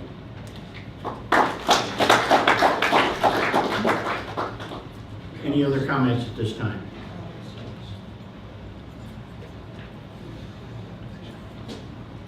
Again, Dave Robbins, live outside the city. I'm a flight instructor, and I have a hangar and an airplane at the airport. $150,000 is a lot of money to spend there. And to go back to the Southwest Taxiway project, I don't think the problem was with the money, it was with the timing. And the quote I kept being thrown around was a 3-month delay for the hangar owners to be able to push out their airplanes again, basically. And that was excessive for me. So the $150,000 for the glide slope that has been noted, I don't know how much a glide slope indicator costs, but ours has been noted for a couple weeks now, and it's been down 3 or 4 times this year. Second item is the hump near the fuel pump on the ramp. It's not bad, but not enough to get air off of it, but it wouldn't hurt to get that thing leveled out and paved over again. The drainage problem has been brought up a couple times.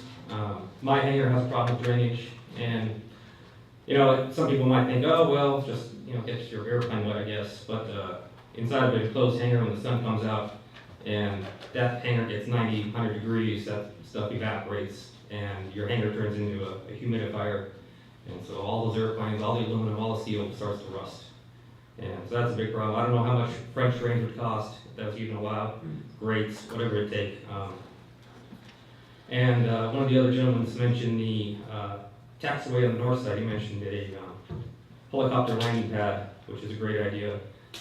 Even if we don't get a complete taxiway on the north side, even a start of one would be a good way to invest that money in the airport.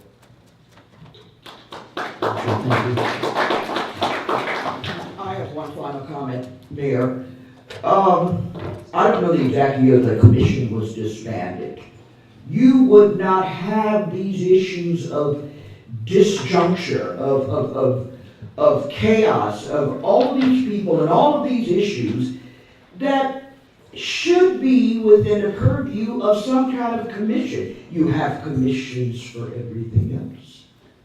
It makes common sense. Good old horse sense. Doesn't take a law degree. Good horse sense. That's what this takes. To bring a commission of airport personnel, airport educators, aviators, city staff. That's where you come together and you get something cohesive. I've seen people come here all night with issues that you probably haven't heard before tonight. You need a commission to bring these types of issues into some type of cohesive presentation. It makes sense that way. And if we don't do that, we're playing at this. Disband the airport rather than to have this and take this kind of type of time. Something should have been presented in the way of in the form of a commission. It logically follows. Okay, we're supposed to be a city that is governed, and there are those tentacles called commissions that comprise and make up the entirety, so that we can move forward with some type of logic and cohesion. I'm talking good old horse sense now to my fellow residents and honorable officials. Thank you.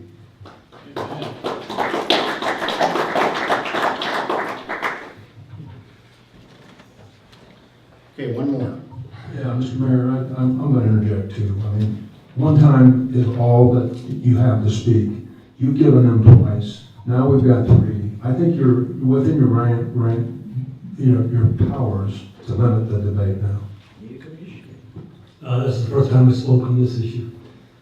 James Roberts, I live in the city, and my first question is, how long have we known we've had these funds available to us? Here we are in the month of August, before anything's been done, before it's even brought to the fore.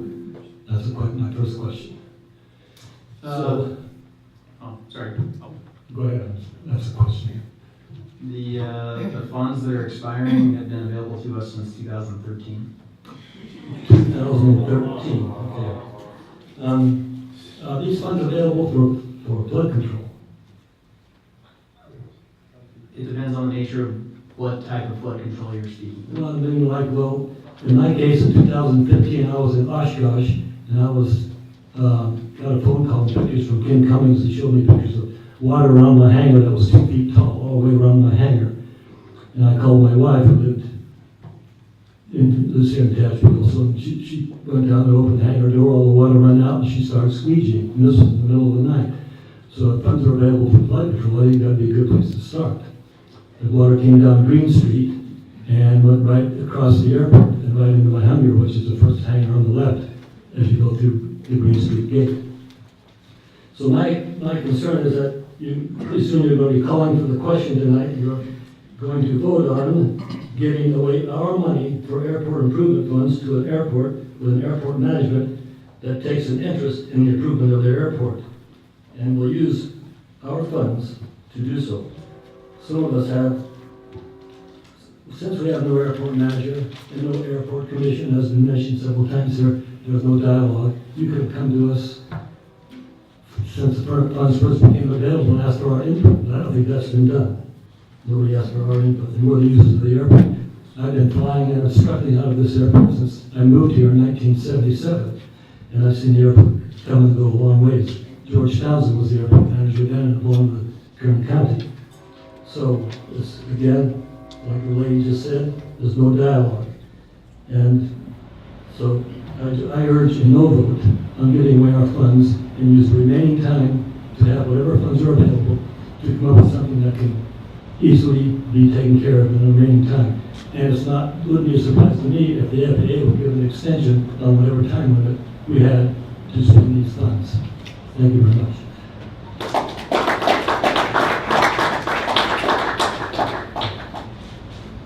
Okay. We've had a lot of discussion right now. Better question, Chris. If we allow these funds to go north, and there's excess funds from somewhere else next year, and we get a project together, would we be eligible for use of someone else's funds, like we're trading right now? Yeah, if they wanted to transfer them to us. Sure. They want. They want to transfer them to us. Well, we do that all the time in transportation. Mm-hmm. Yeah. The Kern Cog, we just spent a lot of money on a project, and we just got some money from another entity.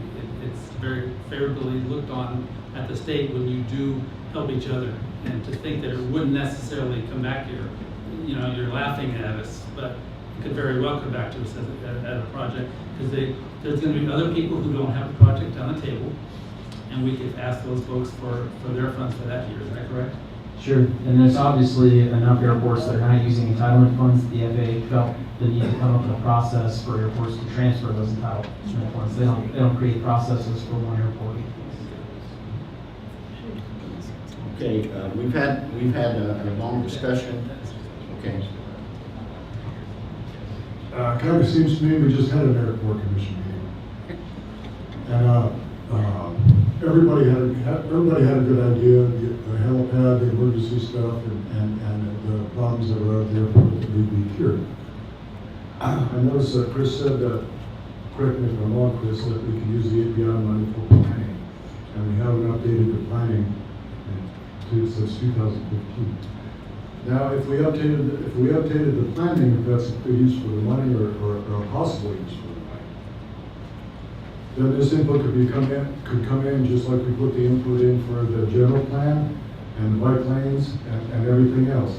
And that way, we know it, you know, I know, these people will know exactly what needs to be done out there and when we could probably do it, when the grant money could come in. You know, we've had a lot of discussion about grant money last time. Well, so this is kind of a touchy subject, but if we did have a plan, updated plan, because you know that a dollar spent today is $10 in 5 years. So yeah, it might look great today, but so did I 10 years ago. I'm looking at it now. So I'd like to see that money be used to update our airport master plan, or not maybe master plan, but maintenance plan, if we have one, or if we do that, or if there's a piece of the master plan that you know, relates to that. And I think it would go a long way if people knew that we were trying to do that. We wouldn't have this. And then, just like a lot of the stuff we did, we'd have stakeholders meetings, and everybody put in their input. Not everybody would have their input included in the plan. But we wouldn't have it here, where we can basically not do nothing tonight. What do you think? So from a planning perspective, yeah, having long-range plans is always a great way to approach large capital initiatives, right? And that's how we do it everywhere, including the airport. One of the reasons why, and there's a lot of laughter about and scoffs about the fact that we've known about this money since 2013, it's not a secret. We've been holding that money, trying to build a reserve to do a very large project. There are two very large projects programmed in the coming years. One is the rehabilitation of the runway that I mentioned earlier. That's a $1.3 million estimate. I don't know if that estimate is still accurate. We thought that the rehabilitation of the Southwest Diagonal Taxiway was somewhere in the order of $600,000 that came in a sealed public bid at just under $1 million. So we just never quite know. We do our best based on current construction costs to generate an estimate. Maybe 1.3 is the right number, maybe it's 1.8, maybe it's 900,000. But again, we've been storing that money with the intention of doing two very large projects, runway rehabilitation and the relocation of the South Parallel Taxiway. The South Parallel Taxiway is not ready for funding, both because it requires a significant match on our part in the order of almost $500,000.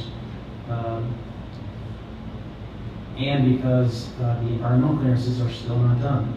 We have not received environmental clearance from the FAA, that National Environmental Policy Act document, NEPA document, that the FAA is in sole control over, has been almost 2 years in coming. So that project has been pushed out. So we do have long-term plans. They're necessary to execute projects of this magnitude.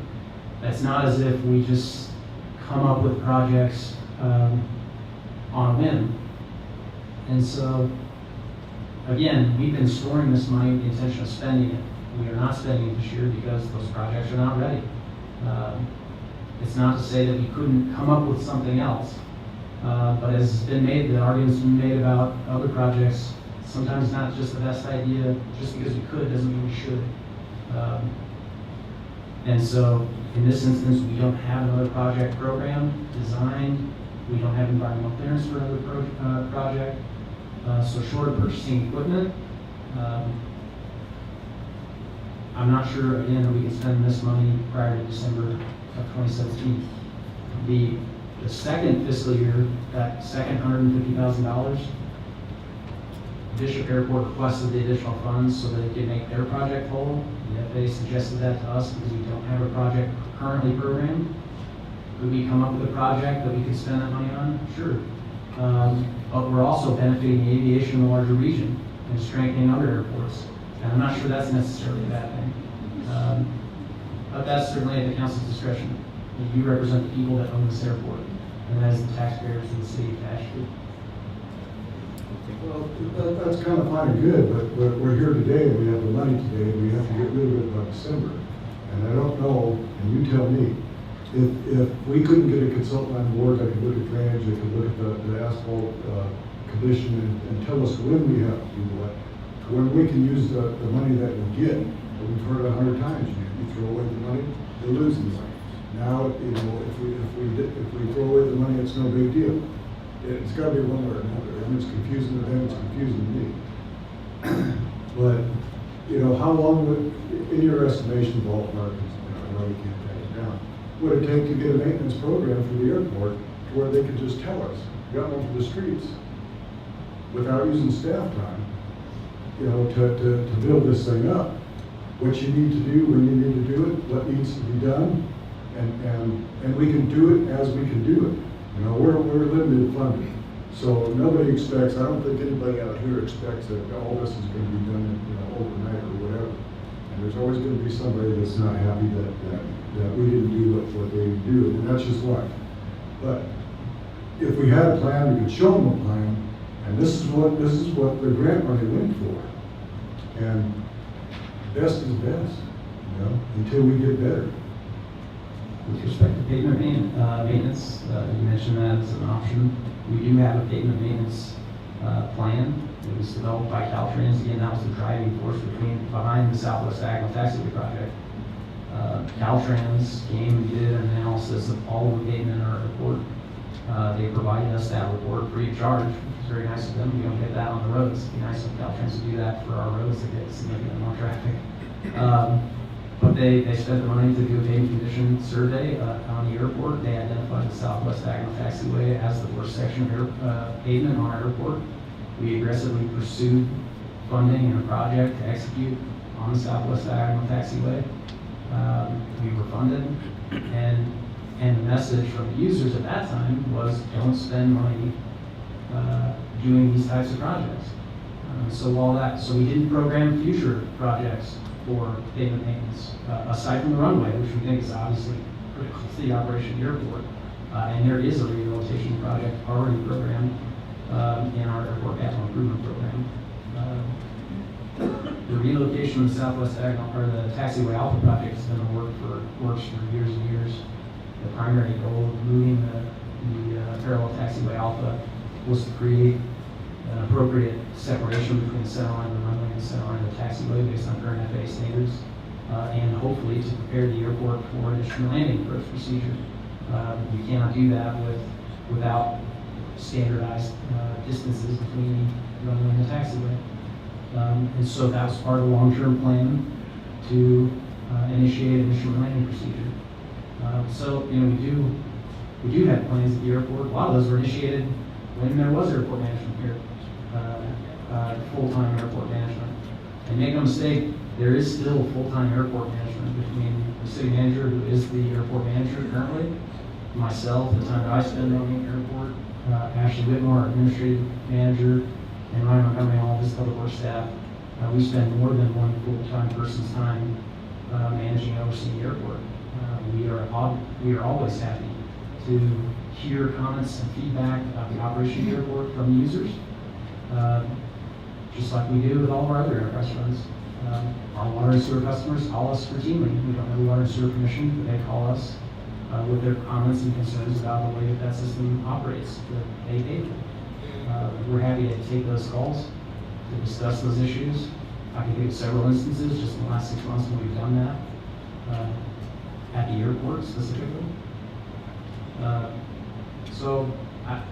Could the system be improved? Sure, we can always improve all the systems that we have, and we certainly work to do that.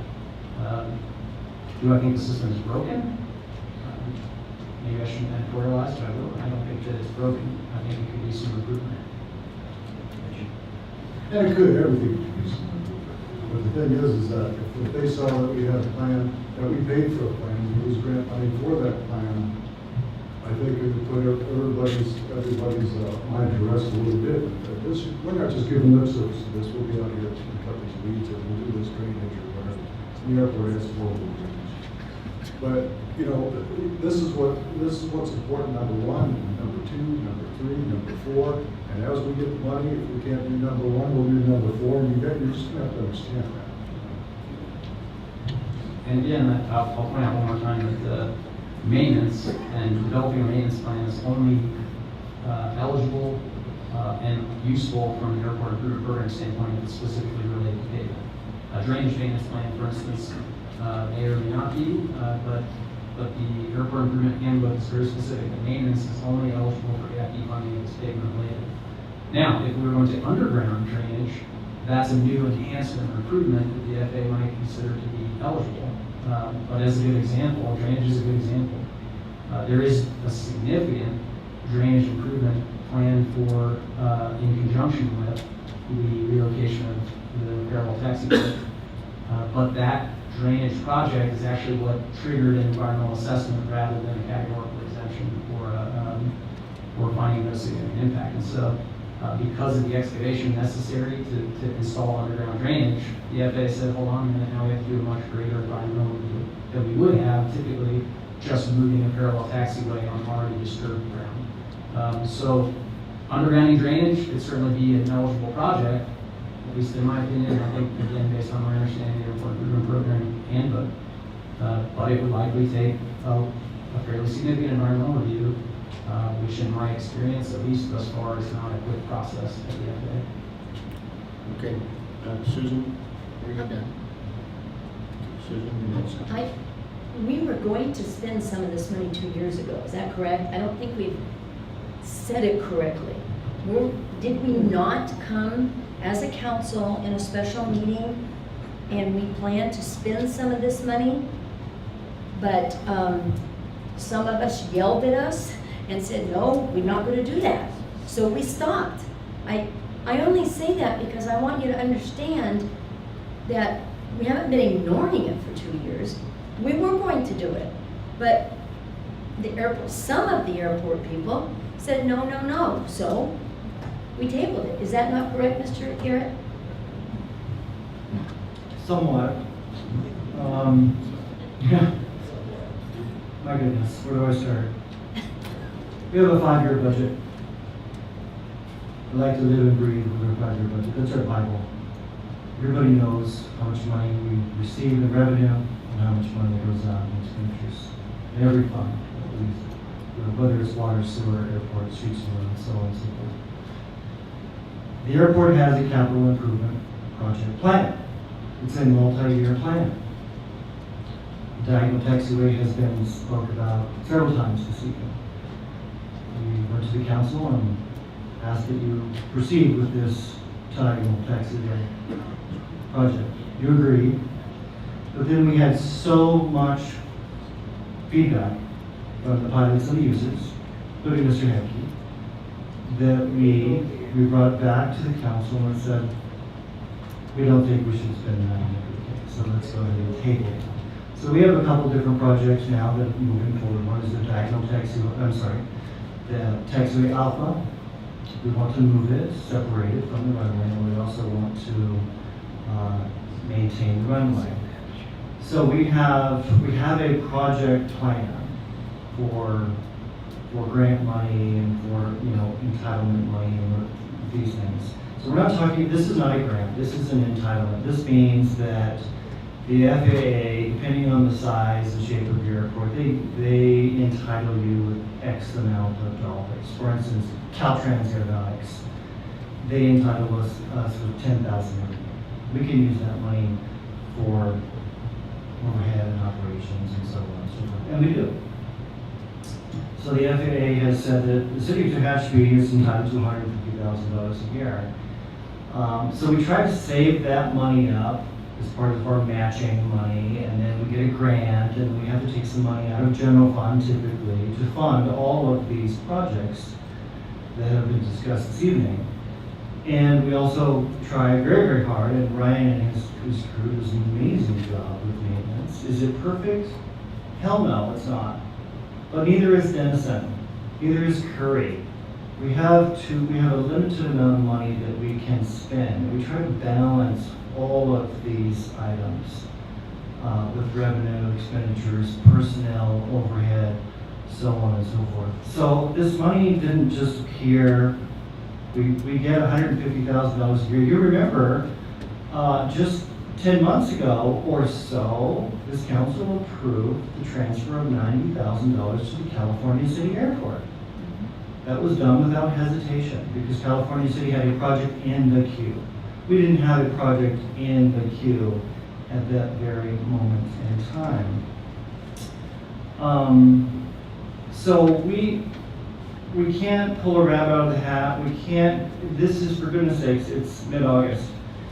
The snow and the rain are going to start here in Halloween, right? We try very hard to do any construction projects that have anything to do with concrete or asphalt during the summer, as you would expect.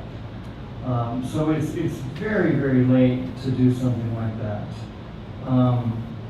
We could have elected to not bring this to you at all, and it just is lost into the FAA world in Washington, D.C., and it goes back. So last meeting, we had a conversation about don't spend the money on bypass. Just do the right thing and give it back, right? Now we're having a discussion about give as much money as you can. So we're getting very conflicting messages from the council and from the public.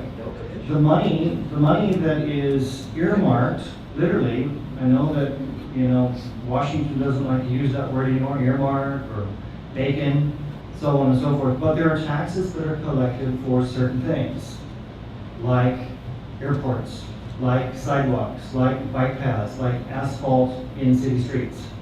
We are only allowed to use that money on those selected items, period. End of sentence. We are aviation lovers. Honestly. I'm an honorary commander at Edwards Air Force Base. I used to work in the aviation community. But you must understand that an airport costs an incredible amount of money to own and operate, just like all of our other assets, right? And so there's a balance somewhere. And we think at this point in time, we do not have the matching funds, we do not have the time, we do not have the personnel to move forward with this particular, spend this money, right? We don't just spend money to spend money. We want to do the right thing. If we don't have a good project, a solid project, then let's give it back to the taxpayers. Right? That's what we're talking about here. So at this moment in time, we have the recommendation in front of you, that's for sure. You can certainly elect to do nothing. If you do that, it's going back to Washington, D.C. If you follow the recommendation, Inyo County, the city of Bishop will benefit. They need the money. They've had cost overruns. I'm not sure why they need extra money, but the FAA suggested to us that we transfer the money. We could do nothing and just let it go. But also, I don't think that there is any project that has been mentioned this evening. Jay and Ryan and Chris and our entire team, these people are incredible people. Highly educated, very smart. They know what they're doing, and they're working hard each and every day. And the plan has been published for years on capital improvements and maintenance. So none of this is new. None of this is new. And we talked about the Airport Commission just for a moment. At the Airport Commission, Bill, you go very, very often screaming and yelling at each other about what to do. There were so many opinions that we went through commissioners like crazy and we couldn't keep up. So the council elected to dissolve the commission. Dennis, you mentioned this evening, it felt like an airport commission meeting. It did without the screaming. That's for sure. Do we understand the value of planning? Absolutely. We have amazing planners. And we have a good plan. But at this moment in time, we have no ability to spend this $300,000. So let's do the right thing and send it back, or give it to our neighbor. Thank you. Okay, do I have a motion on the issue? The motion will read like this, that we move on staff's recommendation to allow the money to go to another entity in our area, but that we aggressively take into consideration that we aggressively be in contact with the FAA, that we don't want to wait for another 2-year cycle to be in queue for another 150 or whatever we can use the money on. And that we have heard the airport tenants, that we develop the projects, that in the case, if it's not an entire amount, that we could develop a smaller project that makes sense to the FAA and to the airport users, that we do that. And that we, I think we need to better communicate the plans that we do have, so that these folks here know that we are not just stonewalling any effort to maintain the airport. It's still a very viable aviation asset of ours. I mean, the money that we're spending. Now, it's been said that we had $1 million or whatever on a project that, for whatever reason, we got blowback from the users at the airport, and you can shake your head all you want. I'm sorry. We got blowback on a project that was approved, and we didn't. Let's get beyond that. Yes. Let's see what we can do from this point on to build a better rapport with the airport. And if it means reestablishing a commission, or at least a committee or something, some form of communication. And I was at some of those meetings where it was kind of chaotic and all I heard was arguing and that. Let's get beyond that. Let's put that behind us. And then let's see where we go from this point on. Let's do the right thing with this project, with this money here. We cannot use it right now. But let's see and let's communicate with the users what that next project would be, what a smaller project would entail? Or does it make sense that we continue to accumulate the money for the bigger project? You know, the bigger project may be the prize, but it means, gosh, it doesn't mean we have to not crack seal, we don't have to maintain what we've got. It doesn't mean that. So, and in the other industries, I mean, with current COG, when we share money that we can't use right now, another entity uses it. But we just got a whole bunch of money back into the county from other areas because we were sharing in prior years. So don't laugh that they won't give it back, okay? Because there's a whole process now. If airports aren't using their money, they'll have a project for that year, it accumulates, and they can designate it back to us. It doesn't have to wait, just because we're moving this out of Tehachapi at the moment. I mean, the FAA looks very favorably on the share and the balancing of money. So my recommendation is that we go forward with this, but with a commitment to the aviation community here, that let's put all this stuff behind us. And if we keep bringing it up, it's not going to get us anywhere. But let's see what we have to do to get a better communication, a better rapport with the users, and that you know what's going on with there. And if it's a project list, then we need to communicate what that list is and what the process for developing the project, the costs and everything involved. Let's move forward positively. So my motion right now is to go ahead and allow Bishop Inyo to have these funds for the time being, and that we continue to make the FAA make it clear to them that we are playing as a partner here, that we don't want to be overlooked forever on this. That's my motion. It's kind of long-winded. I'd like to amend that motion. I think what we need to add in there, Mr. Smith, and I don't necessarily disagree with you, but we need to add in very specific language that says we will undertake internally, starting today, all the effort that is needed to establish a project list that going forward, this will never happen again. Because we've talked about it, I heard what you said, but until there are absolute assignments of tasks, this will, as it has done many, many times in the past, we talk about it and nothing ever comes out of it. So I would suggest that we make an amendment to that motion and proceed. It's your motion. That kind of detail in our motion bogs it down. Yeah. But let's just, because we have, and I think what we need is not another assignment of tasks, because we have the tasks assigned already, but we need a clear communication with what the projects are and what their costs are. So as far as that goes, I agree with you. Because I think the users and the public and the taxpayers on the other side here, not the other side, we're all taxpayers, right? Inside and outside that fence. But I don't think we need to start micromanaging what task needs to be done here and there, but allow staff to come back and communicate on a regular basis. What are the projects? Where are we going with the airport in the future? But let's just leave the motion stand as it is right now. Second. We have a motion and a second on the item as discussed. There was a lot of good discussion here. I know there are going to be some people that are going to disagree, but that's what the democratic process is all about. Sometimes you get what you want, sometimes you don't. And that's just, the way it is. At this time, I'm going to call for a vote. We have a motion and a second, as described by Mr. Smith. All those in favor signify by saying aye. Aye.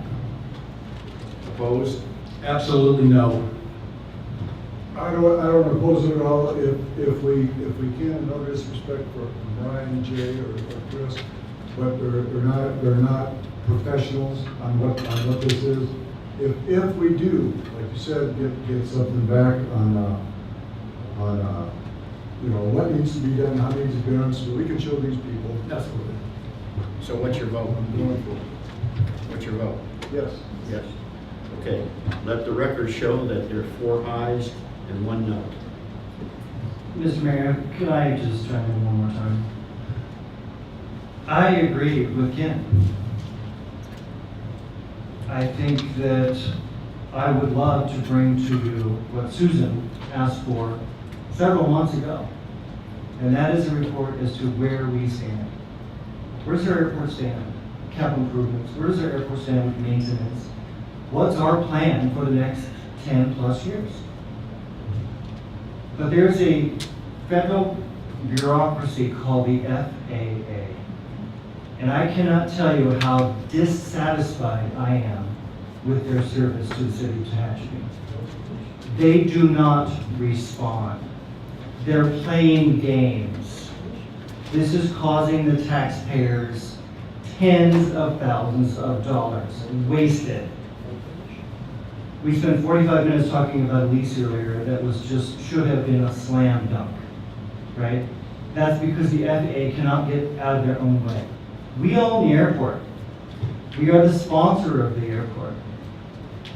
Whenever we start receiving grant money from the FAA, they have their fingers in our business, right? They have a rule book here with a chapter, and then they have another chapter that says this, and so on and so forth. So I don't want to leave you to think that city staff is not doing their job, and they're not maintaining, and they're not planning, because they are. The FAA, and I hope this gets to them, they are not a partner of ours. And it is very hard to manage a multi-million-dollar asset without a partner.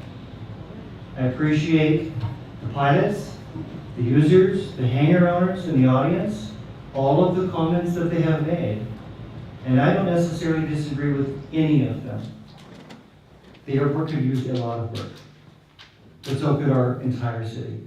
And we can only do as much as we can do with the personnel and the funding that we receive. Mr. Mayor, could I add something real quick? Sure. So we're going to have an open discussion after this vote, and we've talked about this special meeting that we had. There was a city council, special city council meeting that was called. Mr. Garrett, do you specifically remember what you said in that meeting regarding funding future projects at the airport? We will never spend another penny at this airport. Gee, we don't remember that.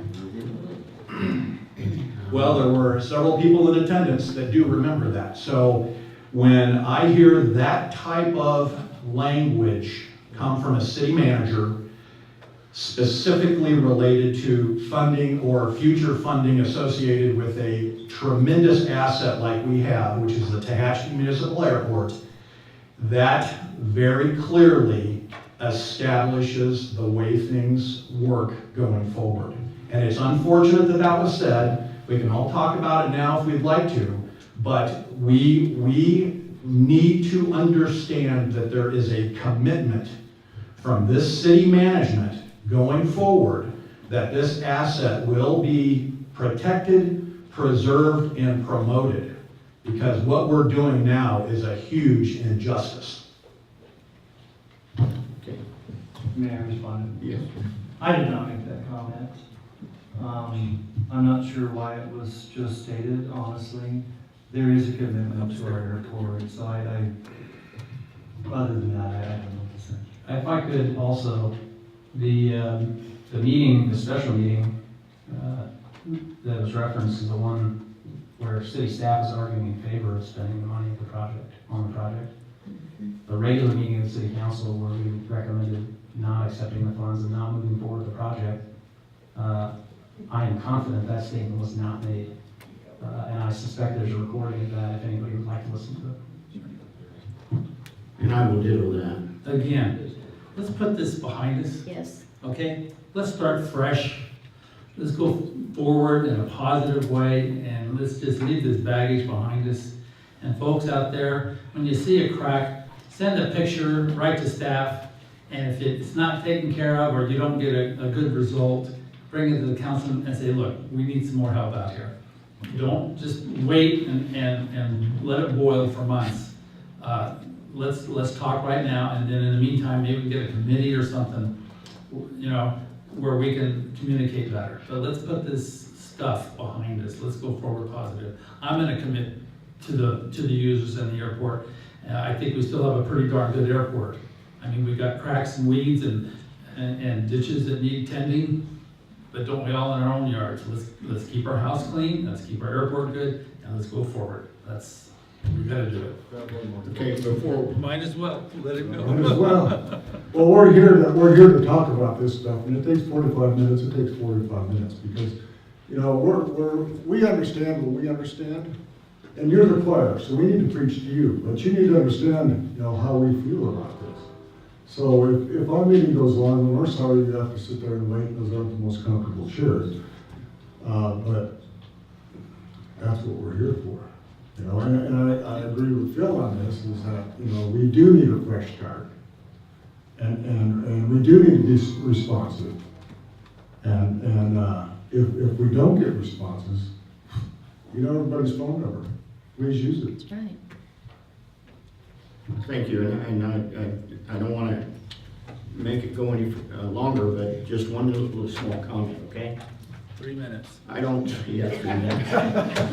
Not me. See, I can't win.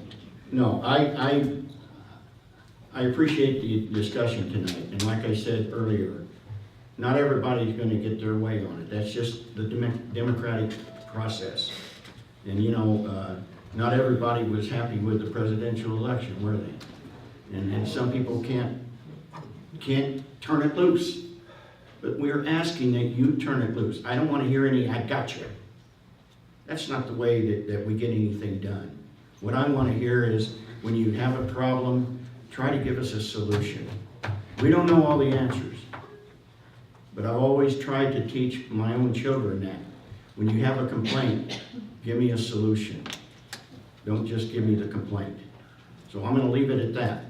And do you have any comments? Okay. We'll start with you. Thank you, Mr. Mayor. The only question that I have is to the chief, whether or not we have any information that may be thus far made public regarding the incident that happened at the airport, that most of the people here were at the airport when this happened. Is there anything that you can relate for the incident that happened last Friday? We had a gentleman that attempted to steal a vehicle, stole a bicycle, attempted to steal a dog, and made some reference to stealing an airplane, and he was arrested at the airport. Okay, great, thank you. That's very important. I think your officers that were involved did a fantastic job. I interacted with a couple of those folks, along with some other airport users that actually were impacted by this. And I think what that says, not only as an airport but as a community, there are unfortunately individuals that will do certain things and go to great extent to try to steal vehicles and do things. And I think the message that needs to be conveyed by all of us to each other and to our neighbors, if we see something that doesn't look right, we need to get you folks involved and make sure that the TPD is well aware of that and on top of it. And I thank you, and I thank the officers involved for intervening on that issue. Thank you for those comments, and we'd also like to thank a couple of the hangar owners that actually got involved and detained this individual while we were responding to that location. So they did a good job of detaining that individual and allowing us time to get into the airport and do what we needed to do. So thank you. Great, thank you. I have nothing else, Mayor. You have anything? I'm done. Thank you, though. I appreciate the comments. Okay, I only have one thing, and I want to end it on a positive note. They had the Old Timers Picnic yesterday for this city of Tehachapi. And of course, I'm eligible. Yes. And you know, it was kind of funny because we're sitting there talking to all these people that I haven't seen in 65 years. You know, some of them I was in the 3rd grade with here. And one of the guys said, you know, there sure is a lot of old people here. I said, well, it's an old timers picnic, you know. Have you looked in the mirror lately? And, you know, we all had a good laugh, and you know, when you think back 65 years, when I was in the 3rd grade, we couldn't think any further past that. You know, I was amazed that I could think that far back. But, you know, it was a good time had by all, and, you know, that's what this city and this community is about, where we can all come together and, you know, reminisce and talk about the good old days that probably weren't the good old days. And, you know, it was just a wonderful thing, and I applaud the Parks and Rec for putting it on. And if you didn't go, if you're not eligible, you know, you have to be at least 40 years old. You have to have lived in Tehachapi 40 years ago. You know, and there's some, I think, a couple other criteria, and man, I met it all. So, you know, I got to go. So, and I'm proud of it. So, anyway, have a good week. Have a good next 2 weeks, and we'll see you again. And we're going to go into closed session. We'll report out.